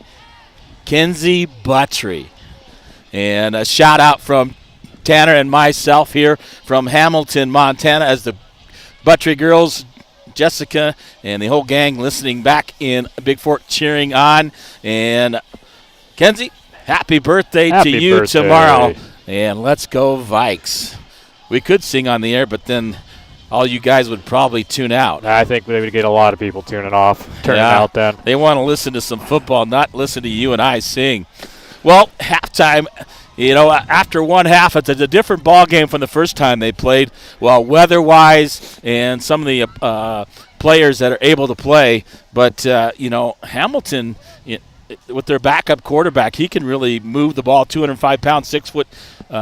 Doesn't throw the ball as well, but he can certainly run. Oh, boy, he can run. He turns those legs, and he goes downhill. He, like you said, he uses all 205 pounds of him. He broke that one run for the long touchdown to take the lead after 14 was all tied up. If the Vikings can find an answer from him here in the second half, I like our chances, and I think we can change the outcome of this game and change the way the game's been going so far in the first half. Even though it hasn't been bad, but we'd like to be in the lead, of course. Well, there's something I need to take care of, and I almost forgot about it, and I will remember here because let me grab off my phone. Is it my paycheck? Yeah, it's your paycheck. Something like that. Here we go. Let me see if I have it. No, I need to go back. So I need to take care of something that you're supposed to be taking care of every postseason game. You probably know what that is. So let me look at my emails here, and I will get this out from – we're about ready to go here. And very nice of the official there to clean a nice little patch for Tristan Hurd in the snow to kick from. Let me do this right here. I'll view it real quick and I'll read it. Northwestern Energy. Northwestern Energy team's members have a tradition of dedicated service and are committed to providing the highest quality customer service possible. When you need service, Northwestern Energy workers will be there 24 hours a day, 7 days a week. Northwestern Energy team members are proud to keep Montana energized. Northwestern Energy, energy for Montana. Required reading here in the postseason. Bigfork to kick off. Hurd, they kick. Cleared a place for him. He's going to kick it deep, or try to kick it deep. Nice low kick, and a short hop picks it up, I believe, around the 15-yard line. They're going to run him out of bounds. Here is 51, along with Sam Plummer, 40 or 12 for Bigfork. 51 for Bigfork. Yeah, number 19. Walker Willis. Jackson Lupke there on the return. Looks like he's going to get it out to about the 30. Yeah, they'll mark it right at 30, 1st and 10 for Hamilton here. Just under 5 minutes gone by here in the third quarter. Shotgun formation, Twins. 2 receivers on the left side. Going to toss it out. And there we go. Right there. Evan Tidwell really stepping up and playing some great defense for the Vikings as they hand off to number 4, Hunter Stewart. I think the Vikings are onto something. We saw a pre-snap shift there on the line, shifting all to the right, and that's the way the play went. So I think they might be onto little things here. Well, I think they're, making some adjustments at halftime, and Ed Buttry, the defensive coordinator for the Vikes, going to make those. There we go. And the quarterback keeper getting off the ground there is number 3, Wyatt Johnson, on the quarterback keeper by Lant. And he takes it out. I believe it's about the 33-yard line.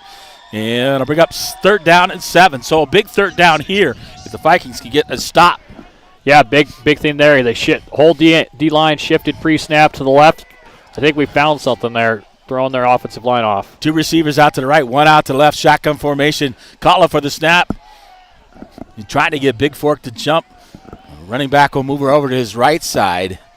Lant gets a snap. Can roll out to the right. Looking to throw. Throws it over the middle and completes it. And Plummer will take him, wrestle him down. Stewart there on the catch. So Plummer, nice throw out to Stewart. It's kind of hard to throw in this weather. A nice short pass out in the flat to the wide receivers. Yeah, Stewart the only one, I think, so far with a catch there for Hamilton. Lant definitely looking his way. Shotgun formation, 2 receivers left. Get a head off to the running back. Up the middle. In on the tackle. Carlson for Bigfork. And Beal on the carry. He'll take it down. He picks up a couple, about 3. We'll call it 2nd and 7. And just short of midfield at the 49-yard line. Shotgun formation. Lant takes a snap. He's going to run it up the left side. Great. Bigfork's just going to have to stop it. In on the stop. 72. Wyatt Johnson along with 72. Zambergs for Bigfork. He'll take it out 3rd and 3. They're going to go hurry up offense. 2 receivers out right or left, 1 out wide right. Shotgun formation. He's going to run it again. He's going to run it right up the middle. And I think he's going to get enough for a first down. Yeah, a little pace here by Hamilton. Another first down for them. 3 runs in a row by Lant. Tidwell and Johnson in on the tackle. Takes it across. He's, I believe, down to about the 43-yard line. 1st and 10. Shotgun formation for Lant. Takes the snap, looking to throw. Need to turn over here. He's going to take it out and run as he pulls it down. Lant, hit hard. There by little Thomas Eberly. Yeah. Eberly likes to hit, man. He does. Good job. He's not very big, but he stood in there and made that tackle on Lant. Yeah, he's had some good hits on Lant. Some great tackles here tonight. Pick up about 6. We'll call it 2nd down and 4 from about the 36-yard line. Yeah, Hantley.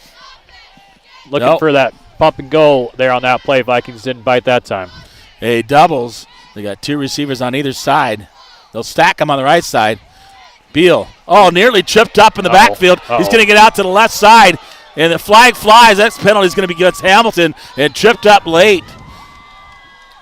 Way out there, Tristan Hurd on the tackle, and a flag flies. Indication I think is going to bring that one back against Hamilton. Yeah, I think we're going to have a hold or a block in the back. There definitely wasn't any face mask action because we didn't even touch him where this flag was thrown. Definitely marking it back towards Hamilton's area right now. Yeah, it's a holding call. 10 yards from this for the spot. It'll bring up 2nd down and about. Very short. They'll call it 2nd and 1. They'll mark it. I'll bet you we get a heavy dose of Lant up the middle here. Inside the 35. I think it's about the 34. And 2nd down and 1. Again, they'll run doubles. They'll stack the doubles over on the right side and spread them out on the left side. Shotgun formation. Lant is probably going to run the ball here. Nope, he's handed off to Bill. Bill right there, going to run it back up the middle. And Eberly gets in on his feet to help make the tackle, trip him up. Wallen also in on the tackle. He'll take it down near the 30-yard line. And Carlson, they say, in on the tackle. And 1st and 10 from the 30 for Hamilton at the Bigfork Vikings 30. 7:50 to go here in the 3rd quarter. 20-14 on your Bigfork Harvest Food scoreboard. Again, 2 receivers out to the left, 1 out to the right. Shotgun formation, Lant. Beal next to him on his left side. This time hands it out to Beal. Beal going to go up the middle. Nowhere to go. 65, Carlson in on the tackle. Great job by the Vikings up there up front. Moving the line at point of contact scrimmage there. Going to bring up 2nd and long here. Yeah, it picks up about 1. Maybe we'll give him 2. We'll call it 2nd down and 8. And a nice job there by Bigfork. Shotgun formation, stacked. Twins out the left side, single receiver right. Lant going to run left side. Tries to cut it back in. Again, 65, Carlson in on the tackle. And 59, Wallen as well. Takes it down inside the 25, I believe. Down about the 22. It'll be up 3rd and 2. Yeah, Great push by Hamilton there. I don't think we contacted Lant until 5 yards down the field. Yeah, I got a lot of guys out in front leading the way for him, and he's going to run it again. They want to keep running that till you stop it. Lant takes it up. Yeah. Tidwell in on the bottom. And I think Cole Kanopic as well on that one. Just and right. Lant will take it down. He spotted at the 16-yard line. It'll be 1st and 10 for Hamilton. We need a stop here. Bigfork needs a big red zone stop here. This would be just like before the half, right? Yep, just before the half. Need to get an answer for Lant here on the run game. Well, he'll go shotgun formation. Bill on his right side. They'll stack 2 receivers out to the right. Lance is going to run it. Try to run wide right. Cuts back in. Nice cut by him. And brought down. It is Wyatt Johnson and Wallen on the tackle. And Lant will take it inside the 15. Tell you what, I thought Samuel Plummer did a great job of coming up on the left side there, setting the edge. Looked like he kind of got tackled or slipped there. A little cat and mouse game going on the outside. Bigfork definitely stacking the box, trying to stop this run, and only having one cornerback out on 2 receiver stack sets, daring Hamilton to throw the ball out there. Well, I pick up 2, 2nd and 8 for the Bronx. What are they going to do? Out to the left side, they got stacked. Yeah, like you said, Cole Kanopic out there. Is he going to take the chance and try to throw it out there? The coach is going to recognize that for Hamilton. No, he does this time. Throws it out short on the screen. Intended for, is that 19 out there? I believe so, yep. Yeah, 7 was 18. 7 was blocking, and then 19, Jackson Lubke. Yeah, definitely a cat and mouse game out there, daring Hamilton to throw that ball. And, hey, it worked out for Bigfork there. That's what we wanted. Nice incompletion.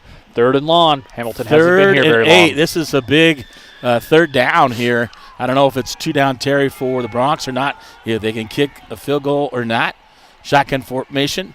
He's going to run it up. Lant, left side. He's going to run it. Get it. Bounce it in.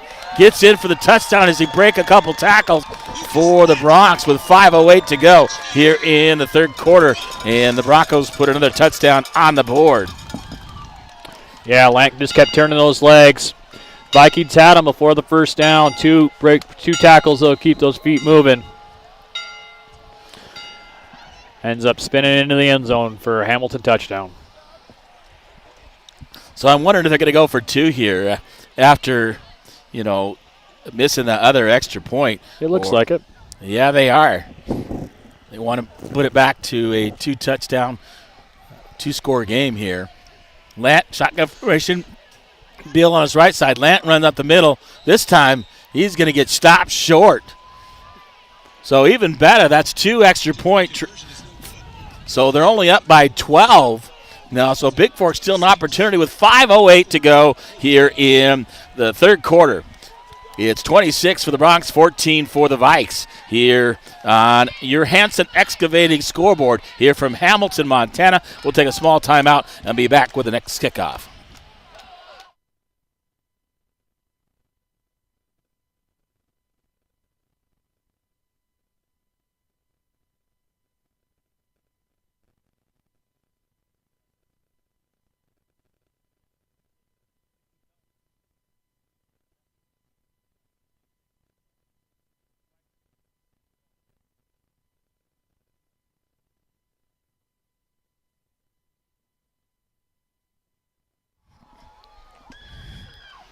Well, welcome back to Hamilton. The snow has stopped momentarily, I think, for us, hopefully for the rest of the ball game. But the field is covered in snow. And Gabe Judy to kick off for Hamilton, try to clear a spot for him. Back deep, Asher Kanopic. Number 3, Wyatt Johnson receive for the Vikes. They're back at about, I would say, their 15-yard line. We can't really see the numbers on the field, but we have to look at the orange markers on the sideline to try to determine where the ball is. And Gabe Judy to kick for Hamilton. Kicks a little squibber. Picked up.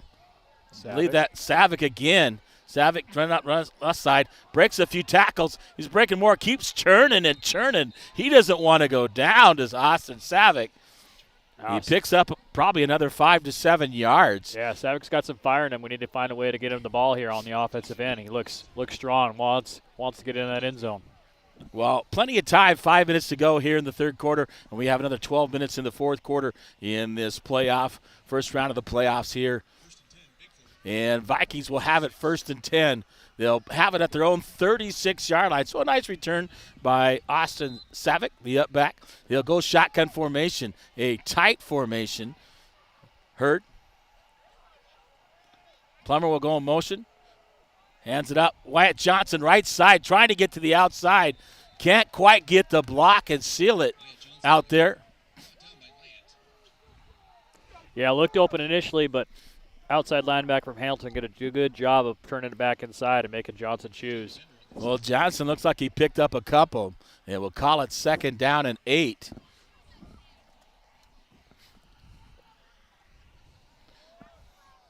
Cole Kanopik back in the game. That's good to see for us. Yep. He's out wide to the left. Shotgun formation. Asher goes in motion. Uh-oh. Wyatt Johnson breaks a couple tackles, then gets grabbed from behind. I thought he was going to break it momentarily and grabbed there by 66. Andrew Burrows on the tackle. Yeah, it did not look like he had much there. Able to make a little bit of something out of nothing was Wyatt. Yeah, probably enough that it's probably third at about 41-yard line for Hamilton. Not the drive that we wanted there for Bigfork. Going to have to come up with a stop here to try and stay in this game. No, we can't give them another score with 3:34 to go. 26-14 here on your Montana Athletic Club scoreboard. It'll be 1st and 10 from the 45-yard line. That ball goes out of bounds. Hurd trying to run out, get more time, and then kick a low squibber, right, and get it past the receivers. Yeah, that rugby punt a little hard, I bet, in this footing into the snow to get the right contact that you absolutely want. Yeah, you got to plant that right foot. They'll come out shotgun formation, stack Twins on the right side. You're looking to throw that screen out there. This time Bigfork's going to cover it up. Stewart taken out of bounds and stop. Taken out by Eli Thornus. Hunter Stewart on the reception. Yeah, daring them to throw that pass out there on that stack side. That time they complete for a nice gain on 1st down. Finding Stewart. Yeah, we got to get a stop. We got plenty of time, only down by 12. They'll go shotgun formation. They'll stack those two guys in front of him. Will Lant. It looks like they motion and move. Lant trying to get it to the outside. Not happening. Over on the far side, it's Cole Kanopik. Nice open field tackle by Cole. Yeah, great open field tackle by Cole. If he gets by Cole there, he might take that to the house for 7. Good run there. It's kind of like a king set. You got almost a double tight end, but not quite a double tight end. But those two backs in the back just leading that QB power up that left-hand side. You mean the house for 6? Yeah, for 6. Yeah, I guess for 6. Yeah. No, they missed all those extra points too. So yeah, it's definitely 6. Yeah. First and 10 from the 39, and shotgun formation for Lant.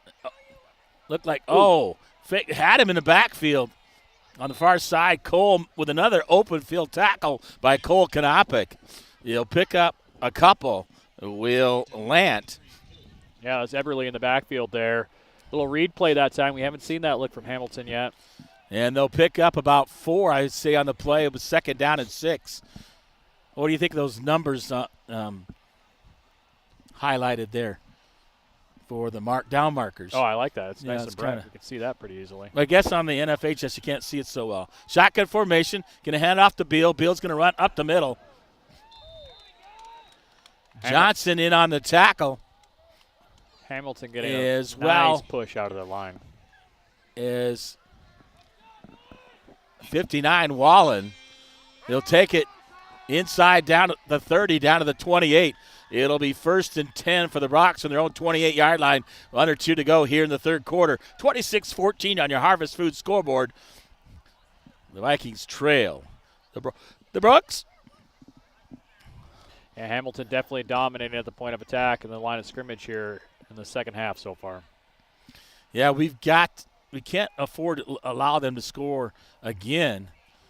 And then Beal will take it right up the middle. Vikings in on the tackle. Trying to see who initially hit him. Vikings need a turnover. That's Asher Kanopik. And he'll pick up 4, second down and 6. And Hamilton in no rush now, looking to use a lot of clock. Right, yep. Run the clock and run the ball. No need to throw it. Stacked Twins over here on the right side, single receiver out left. Shotgun formation for Lant. Lant's going to run out right side, right there. Host of Vikings couldn't tell if that ball came out or he just got bent backwards. Asher Kanopik on the bottom of the pile gets up and on the tackle for the Vikes. Yeah, very good job by the Vikes there, stringing that little stretch play with the QB out to the right-hand side for a minimal gain. Third and medium coming up here for him. Yeah, third and about 4. And they'll run 2 receivers out to the left side, single receiver on the right. Lant going to run up left side and brought down. Asher Kanopik again in on the tackle. Looks like hurt as well from his safety spot. Yeah, Hamilton double teaming at the point of attack. Looks like that's going to end our They're going to let quarter. Yep. Sorry, go ahead. Yeah, Hamilton doing a great job of double teaming at the point of attack and then trying to work up to those linebackers. And when they're in that power position with the QB run, you know, the one extra blocker takes care of the linebacker that's coming up and trying to fill that gap. And then it just arm tackles. Lant just breaking through arm tackles. Yeah, 3 quarters in the books. We got 12 minutes to go. Still time for the Vikings. They got to get a stop here. It's a 1st and 10 from the 13 for the Brocs. 26-14 here on your Hanson Excavating scoreboard. I'll be back with Tanner Cummings from Hamilton, Montana after this timeout.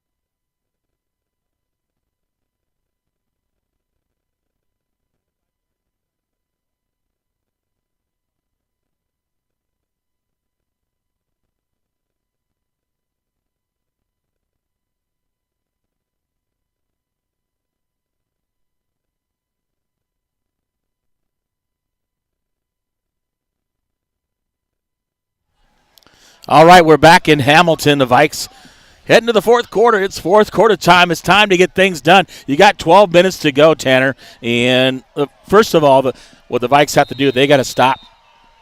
Yeah, they got to stop. They got to stop Lant and Hamilton. I guarantee you, we're going to see quarterback here all the way to the end zone, unless the Vikings can stop it.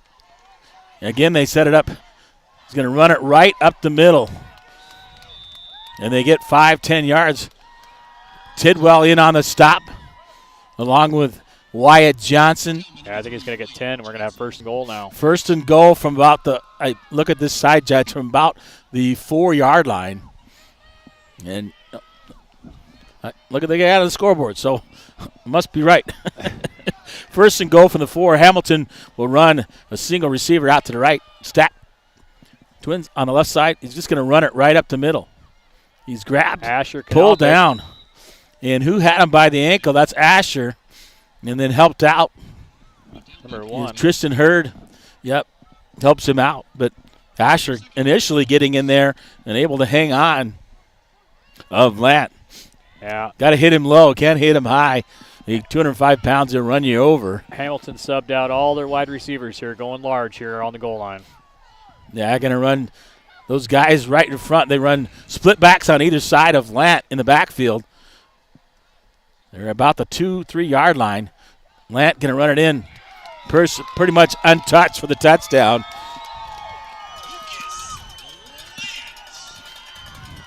Well, Hamilton has a strong team, and they lose their starting quarterback, and Land steps in, and, they're probably not as strong, but they took care of Polson last week, and, a good backup, and they able to score the touchdown there. Yeah, I'll tell you what, if Lant wasn't running the ball at the beginning of the year for them with their other quarterback, he sure should have been. Well, he's playing tight end. Yeah. So, and he's a senior. They'll try for 2 here. They'll run that same formation. Lant looking for protection. Ball hits the ground, able to run it in. As it hits the ground and kind of delayed Bigfork, and he has to pick it up and then runs it in for the 2-point conversion. So 10:53 to go here in the ball game. The Vikings trail 34-14 here on your Bigfork Village Florist scoreboard. And we'll be back after this timeout and the kickoff here in Hamilton in the fourth quarter.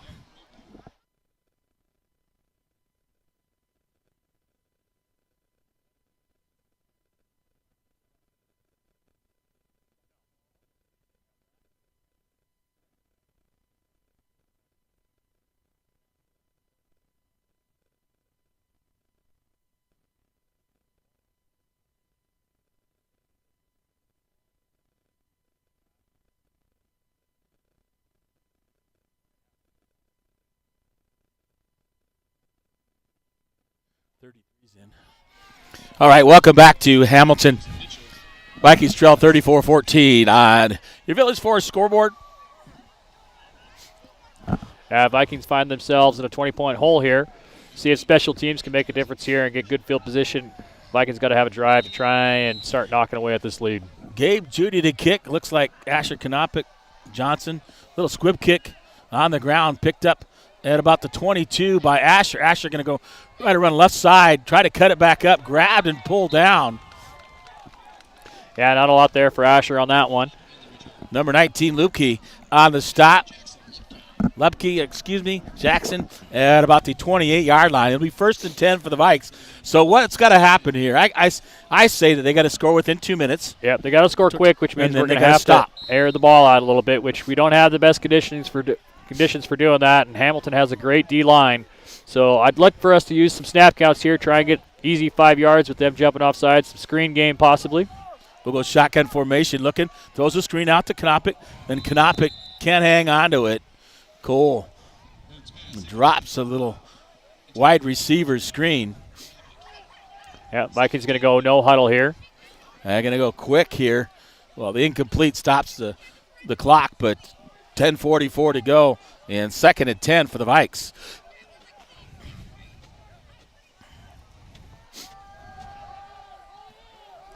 Tristan rolling out to his right. Has Wyatt Johnson. Just out of bounds, it looks like. And Johnson makes a catch on the sideline, but he was out of bounds. I like the coach over there. He's calling it incomplete. It's like, no, let the referee do his job. The side judge, Yeah, working for his team there, but yeah, a lot closer than I thought it was going to be. Oh yeah, I kind of floated it out there. Not a bad pass. Johnson catches it, but out of bounds. Hurd going to roll out to his left. Look. He throws it late over the middle. Got a guy open. It's Eli Thornus over on the far side. Out of bounds as well. Incomplete. And incomplete will bring up 4th down, 4th and 10. Hey, guy, he had him open. He just throwing it too far to the side. He did. Rolling out to his left. That's a hard throw, especially in the snow. You got to try and get those hips around to make sure you don't let that ball fade to the outside. And unfortunately, he had pressure bearing down on him. Just couldn't keep him in. Well, that'll bring up 4th down. Hurd back to punt. And back to receive Hunter Stewart for Hamilton. A nice kick there by Hurd. Hunter Stewart picks it up. Trying to race to the outside, try to get to the sideline. He been run out of bounds by Asher Knopick. And a nice tackle there by Asher in the open field. And it's probably really hard, I would say, them to try to find those sidelines where they're at. It is. It's going to be very difficult for the players to see the sidelines and where the white is because the whole field is white. So it was good right there that Asher had him and then took him down out of bounds, but they didn't throw a flag. I think there should be a flag in that case, right? Yeah. It's Aaron kinda on the side of hard caution. It didn't look like he was trying to be facetious or anything like that. So Yeah. 1st and 10 from the 45 for Hamilton. They'll go shotgun formation. 2 receivers out to the right side. I think they're just going to run the ball the rest of the way. They're going to run it Beal. Beal out of bounds. Run out of bounds there by Thornus as Beal crosses the 50. yeah, good game there for Beal. Hamilton getting great double teams on the line of scrimmage. And he'll Vikings take it. Yeah, still picks up sitting- 7. Yep. So 2nd and 3, sorry. Yeah, Vikings still sitting in that 3-man front. The double team back up to the linebackers, and they have been having their way this second half. Well, it goes out of bounds, so the clock stops. It'll bring 2nd down and 3 for Hamilton from the Viking 48-yard line. Here goes shotgun formation, puts receivers on either side, and it's going to continue to run the ball. Runs it right, Beal right up the middle. He's tripped up there by Tristan Hurd, but not before getting deep into Bigfork territory inside the 35. They'll spot it at the 34. It'll be 1st and 10 for the Bronx as we wind down to 10 minutes to go in this ball game. Playoff game. The winner will take on Fergus Lewistown in quarterfinal action next Friday. For now,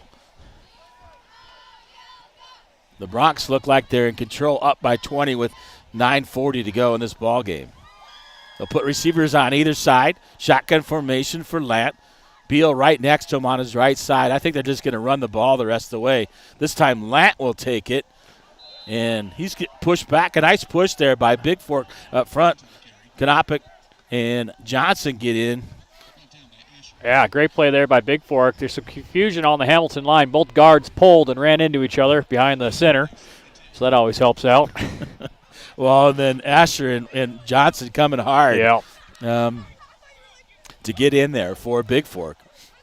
And no gain on the play. It'll bring up 2nd and 10, down to 9 minutes to go in the ball game. So right here, the only thing that's going to really help Bigfork, they need a turnover. They need a turnover. They need a fumble, an opportunity right here. Shotgun formation. Straight Lance power. going to run it right straight up the middle. And he's tripped up. Asher Kanopic again in on the tackle. Yeah, nothing fancy there on what Hamilton's going to do. Nobody pulled. Everybody straight downhill. Yep. We're just saying we're going to get 5. We're going to push here, guys. We're going to get 5 every single time. Got 5 on that, down to the 29. That'll bring up 3rd and 5 for Hamilton. And they'll go shotgun formation, same formation again. Put Beal on his left side. Either him or Beal's going to run it, I can tell you that. Beal's going to lead the way. Lant, they got to catch him short. Yeah, great job there by the Vikings at the point of attack. Looks like Carlson in on the tackle. Yeah. And, Henry Carlson. Hey, it's 4th. 4th and 4? 4th and about – they got to get down to the 25. And they're, about 4th and 3, 4th and 4, somewhere in there. I would call it a long 3, almost 4 yards.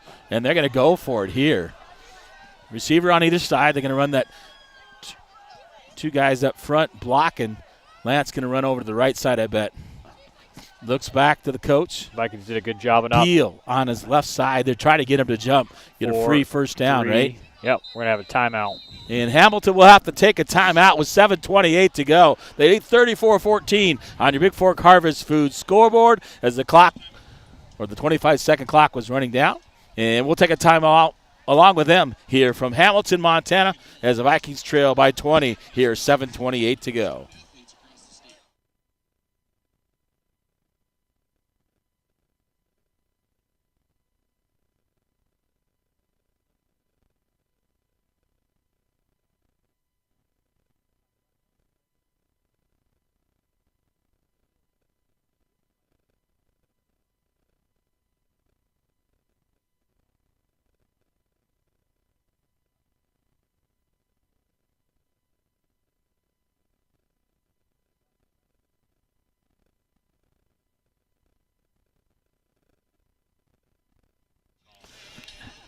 All right. Tanner's calling reverse to Stewart here. We'll see what happens. They're going to put receivers on either side. Shotgun formation. They got those two up backs, if you will. Probably both tight ends. Yeah, kind of a king set if they had the tight end, but they got two split here, no tight ends. Beal on the right side of Lant. Who's going to run it? Lant looking. He's going to throw. Throws it out. Beal. Oh, and Eberle nearly picks it off. So the Vikings get a stop like they needed to. They were trying to run a little trickery to Beal on the little screen, and Eberle right there read that perfectly, able to break it up and nearly pick it off. Yeah, great job by Eberle. You know, if he picks that off, gets a foot down, official doesn't see him possibly out of bounds, he might take that back to the house for 6, not 7. Yeah. And that'll be a dream for Eberle there. So it'll be 1st and 10 at the 28-yard line for Bigfork. 7:23 to go here. Down by 20, 34-14 on your Montana Athletic Club scoreboard. Tight formation. Hurd in shotgun for Bigfork. You're looking, going to roll out to his left. Looking to throw over. Right there. He's got Savick over on the far side, makes the catch. And goes out of bounds. Let's see where they spot it. They're going to spot it about the 39. That'll be enough for a first down for the Vikes.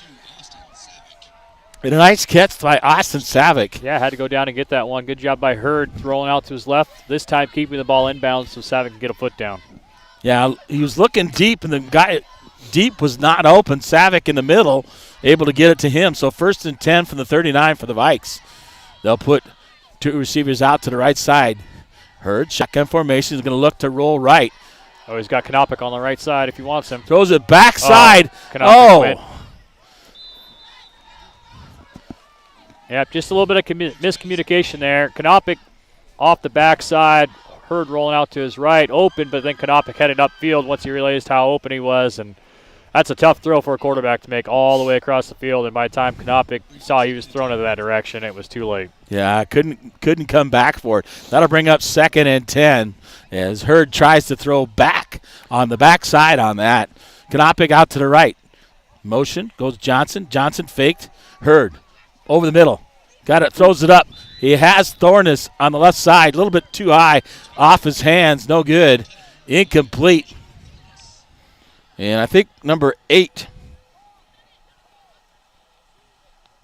Ben Alexander on the coverage for Hamilton. That'll bring up 3rd and 10 from the 39. They got down in the situation before, and it found Savick on that 3rd and long in the first quarter.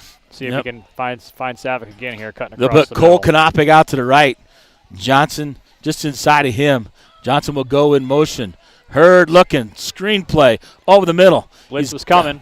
And right up the middle, there goes Asher Knopick. He's down inside the 30. He's down to the 20. He tripped over on the far side, and they all screen to the tailback. Asher Knopick worked perfectly as Hurd let them all come in as Johnson went in motion. Yeah, caught him in the blitz too. Middle backer coming with the blitz right up the middle as well. And they'll take it down to the 21. It'll be 1st and 10 for the Vikes from Brock's 21-yard line. 6:30 to go here in the ballgame.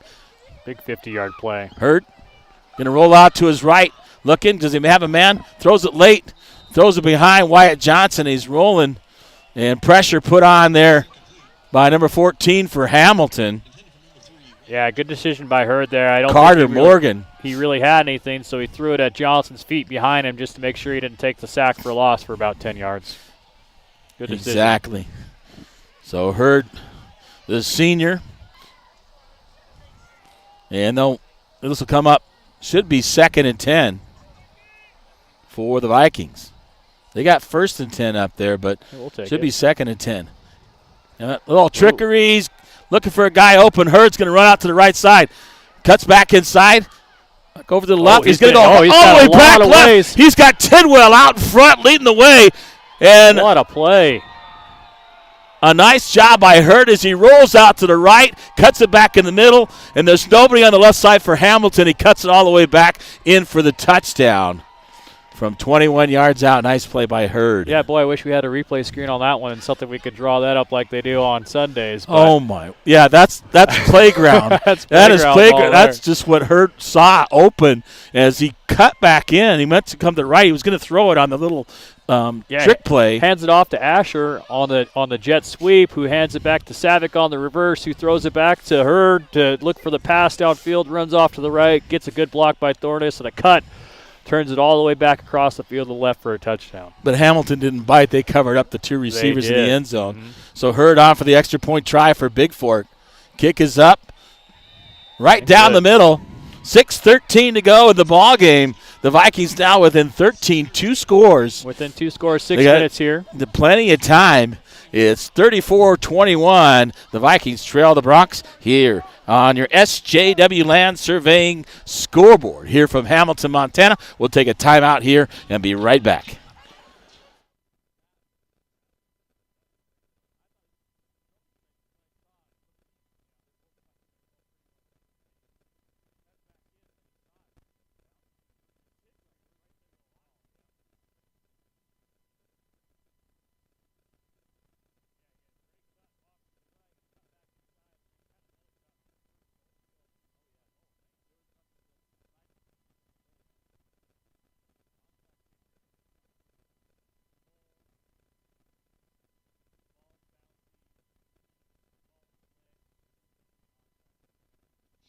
All right, welcome back to Hamilton.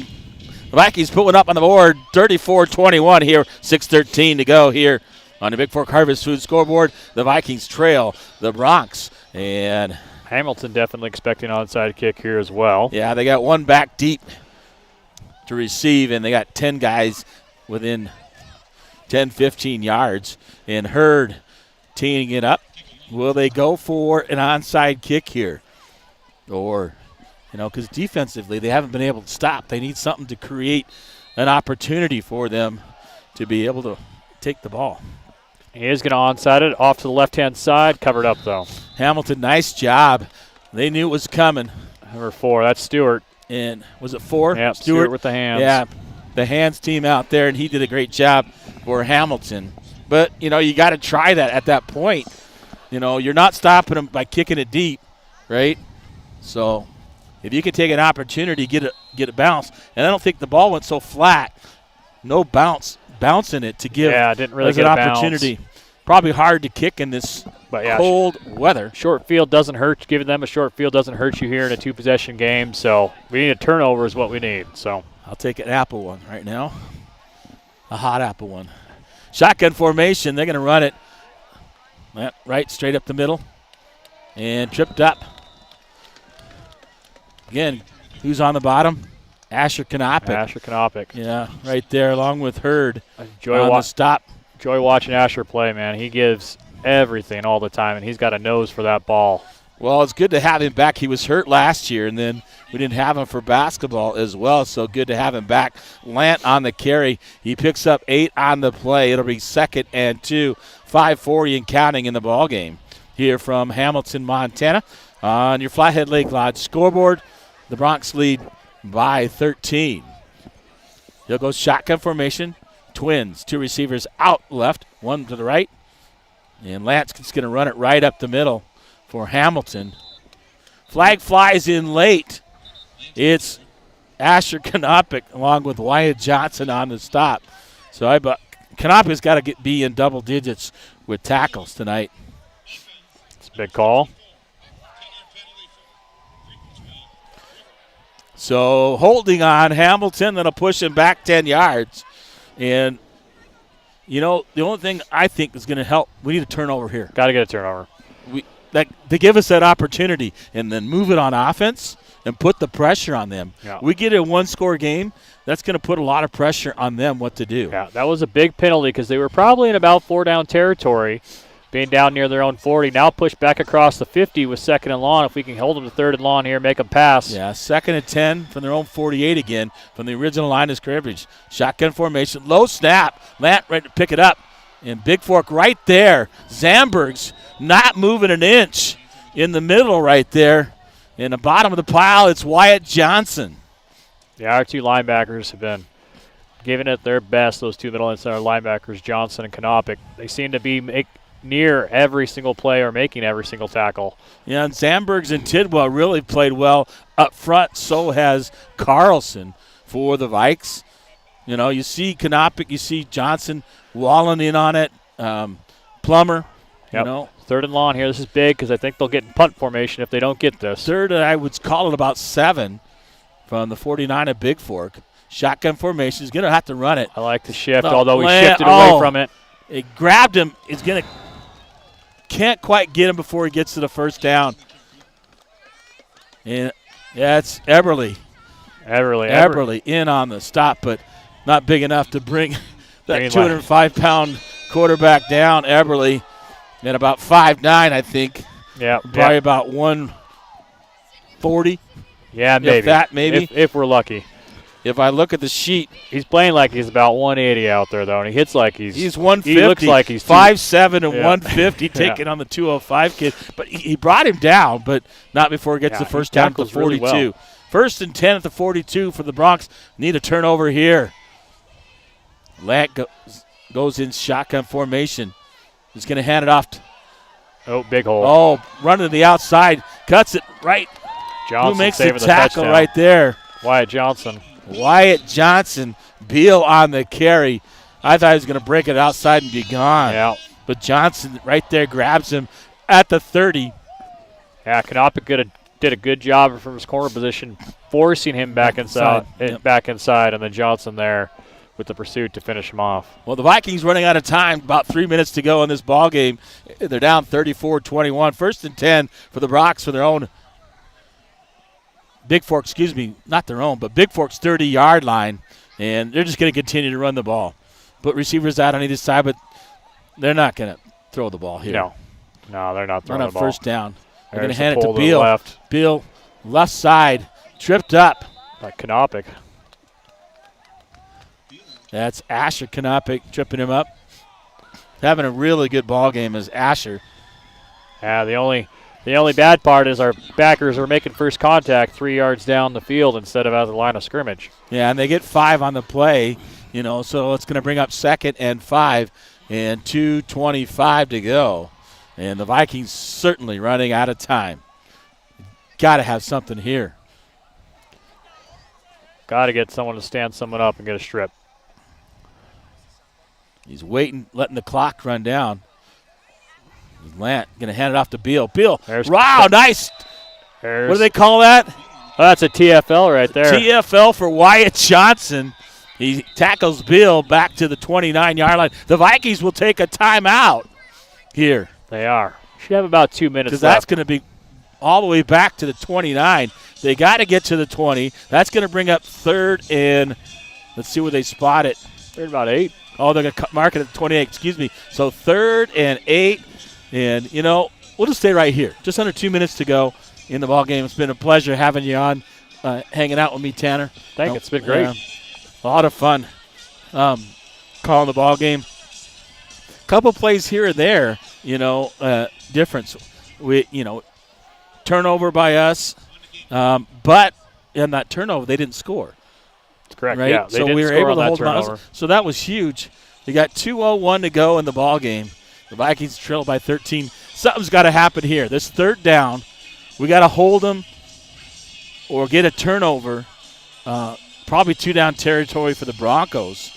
I would think so, unless they want to kick a field goal, but I probably wouldn't try one of these conditions. Pretty long here, too. Yeah, I don't think so.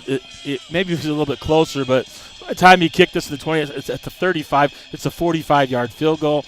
You get it blocked and you can return it, right? Yep. Can you return it in high school? You can. You block kick, yeah. Not an extra point, but you can a field goal. Yep. So they'll go receivers on either side. They'll run those 2 guys up front. And Beal on the left side of Lant. Lant, shotgun formation for the Bronx. Oh, he fumbles it, but picks it up. Go. And Wallen, along with Wyatt Johnson, way in the backfield. And I believe another TFL. Yeah, big TFL. Maybe about 4th and 10 now. Maybe 4th and 11. I think they're going to spot it about the 30 or 31. We'll see where they spot it. Put it down. I think he's putting it down at the 31-yard line. So he loses 3 on the play. Oh, yeah. Back to the 31. This is 4th and 11. We talked about this. 1:54 to go. The Vikings take another timeout. You know, because the clock is against them, and we'll just stay right here talking about what's going on. It is. You know, Lamp put that on the ground that time off the snap. Not a missed opportunity, but it would have been a big opportunity because the Vikings had the blitz on, and they were there if that ball would have been on the ground a little blocker. Yeah. Hamilton very lucky that ball bounced right back up into Land's hands, and he was able to corral it. Yeah, if he doesn't pick it up, we recovered it. We could even have picked it up and taken it back because there was nobody behind. You know, there's nobody. It was 3 Bigfork players right there on Lant. Yeah, so, you know, they're going to mark it at the 30, so we'll call it, 4th and 10-ish. Excuse me, we'll call it 4th and 10. It's funny they so moved a big that up. 4th down. Well, they were talking about where to mark it. Yeah. We would hope that they would pass this ball, but I would be surprised if they do, being a 2-possession game. Try to get the Vikes to jump, probably. They are going to pass. Going to roll out. Oh, throws it. Nice job there by Wyatt Johnson. Pass intended there for number 14 for Hamilton. Yeah, Epperly put Carter Morgan. Put a lick on Fant there. Great hit as he's rolling out to the left-hand side. He tiered over on downs. Bigfork ball. Got to go score quick. Nice job. Yeah, Johnson going up. It looked like it's probably out of bounds. Judging where all the snow has been removed, way out of bounds. Where they landed. But that was because of the pressure put on by Knopick as he's rolling to the sideline. So 1st and 10 for the Vikes at their own 30-yard line here. 1:47 to go. Need to get a quick score and get an onside kick and go from there. Plummer goes in motion. Going to run that bubble route, wheel route. Going to throw it out to Plummer. Plummer goes up. Knocked away by Hamilton at the last minute. Number 3 there on the coverage, Tommy Bender. Yeah. You had Plummer out there, but, you know, honestly, Tristan really couldn't get it out in front. You know, if he throws it a little bit earlier, Sam had him beat. Yep. So 1:39 to go, 2nd and 10 for the Vikes, and they're going to have to throw it and get it down the field quickly. Yeah, I'd like to see some crossing routes here in the snow. Try and confuse this Hamilton defense who's sitting in the zone. Johnson goes in motion. Screen. Throws it over. Uh-oh. Oh, screen knocked away. Red. Knocked down by number 60. Giuseppe Eldridge. There you go. Yeah, good thing you waited for him to pronounce that one. Well, I knew that I talked to him about before. So it'll be 3rd and 10 from the 30 for Bigfork. And definitely it's 2-down territory with 1:35 to go. The Vikings need another score. They need to score quickly. And then they still have an opportunity here. Tanner. Yeah, they do. They absolutely do. You know, get a quick score, an onside kick. Plenty of time left in this ball game still. They'll run stack trips over on the right side. Tristan Hurd will fade back, throws it up late. And coming back for it is Cole Knopick. They're going to give it to him. That's they're a catch. Get the reception at the 40-yard line. That'll be enough for a first down for the Vikes. 1st and 10 from their own 40. And Cole Knopick, nice catch. Way to come back. Yeah, very good job of coming back to that. Hurd had to kind of loft it up, pressure in his face. Vikings going to have to go quick. Clock's running. 1:15 to go. Hurd, snap. Going to roll out to his left. Look for somebody. He's got him on. Uh-oh. Oh, Ooh. Nearly picked off. He had Knopick open over there. Yeah. And just going back and making the stop, I think, is Tommy Bender there. Tommy Bender for Hamilton with 1:06 to go. Yeah, I'd like to see Hurd not roll out, not have a designed sprint out here so he can set his feet and get his feet under him if we're going to throw the ball deep. He's just having trouble in the snow and this conditions on the rollouts trying to throw the ball deep. 2nd and 10 for the Vikes. Shotgun formation is Hurd. They're going to have to throw it. Fakes the handoff. Hurd looking to rolls out to his left. He's got right there, jumps, throws it to Cole Knopick. Knopick out near the first down. Oh, late. Looked like a late hit coming in as Hamilton. Yeah, clock's running. Got to go quick.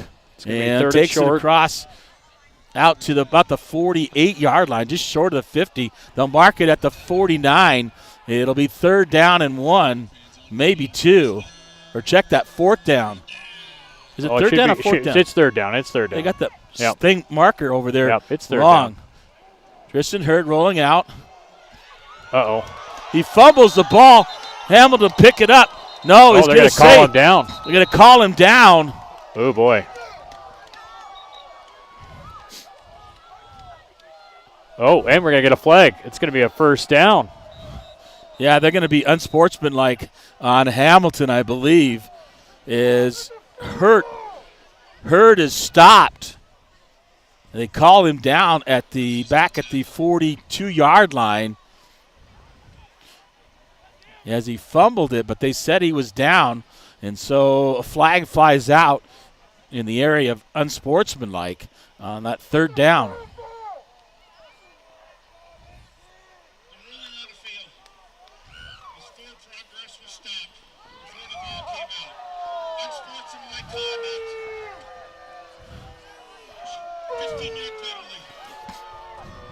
All right. Hamilton fans not happy. So his forward progress was stopped before. I kind of agree with it. He grabbed him, right, and he couldn't go anywhere, and then the ball came out. Yeah, Aaron on the side of caution there on the QB with Tristan Hurd's not a big kid, and he had all big 66 reeling down on him. He was 250 pounds. 15 yards takes it inside Hamilton territory. 1st and 10 for the Vikes. Plummer goes out, takes off to his right. Hurd looking. Going to cut it back in. Going to get to the outside. Gets out near. Clock's going to be running. 15. It's going to be 1st lands. down. Only 6 seconds left, though. 1 timeout left for Bigfork, and I think they're going to use it here. Yeah, Coach Ben coming out and using his final timeout. 6 seconds to go on the clock. Tristan Hurd giving it everything he got on that play. Yeah, Hurd down a little bit, hurting, but he gave up. I thought right there, if he just got out of bounds, would have saved that timeout. Would have saved a little bit of time. He was trying to get more yards and really just selling it out. I'll tell you, great effort by him, though. He's been giving it his all this entire game. In a safety position, we've called his name a couple times. He's had some great plays. He got the only touchdown here so far for Bigfork in the second half off a miraculous run. So Hurd really leaving it all out on the field tonight. Yeah, his senior year, he's leaving it out there because they know. Pretty much. It'd take a miracle here, to be honest with you, Tanner. They'd have to score right here and get an onside kick. Where the clock didn't run, and then throw a Hail Mary. And that's probably not. We just don't have possible, but not probable. We just don't have enough time. But you'd like to see the Vikings go out here at their first season coming up to Class A on a good positive note. Touchdown would be nice, especially Tristan Hurd, his senior year, throwing one maybe to Eli, both seniors. Wide open Hurd middle will of the go field. shotgun formation.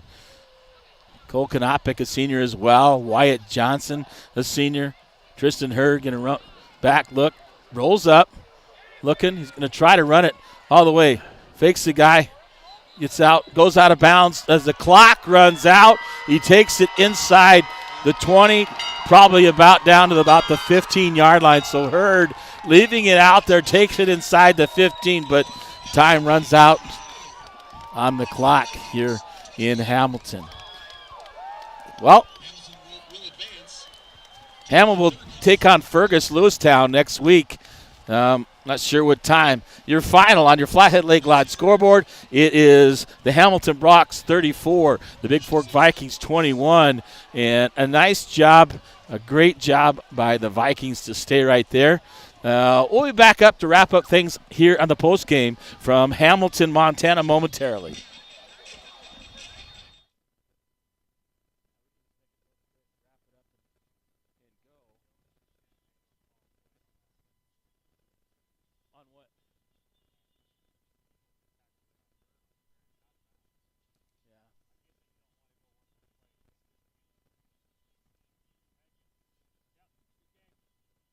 We made the playoffs, right?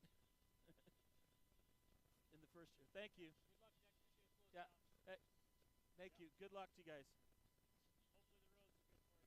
Yeah, drive safe at Nice. Good job, Eric.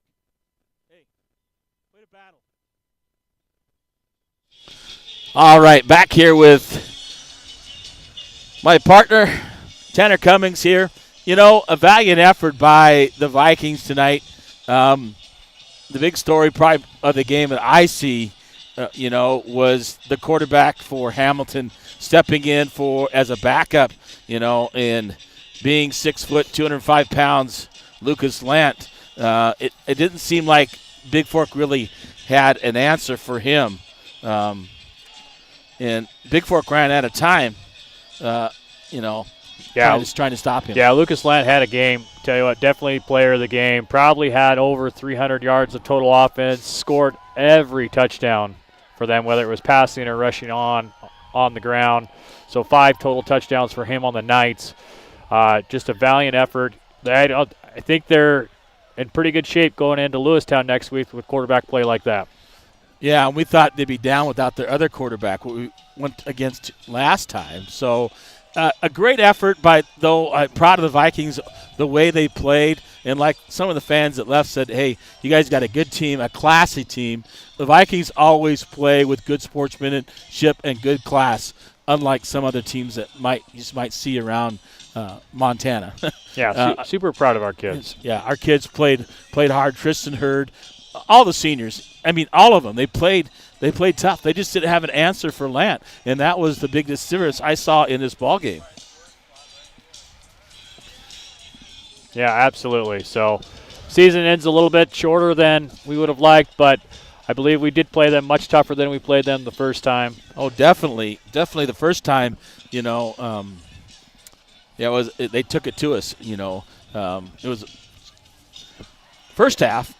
We were down 14-0, but then in the second half, they took care of business. Yeah, and a good year overall for the Vikes. 4-4, coming in and getting a playoff team, playing a very good Hamilton, very stingy Hamilton team, very physical Hamilton team up front.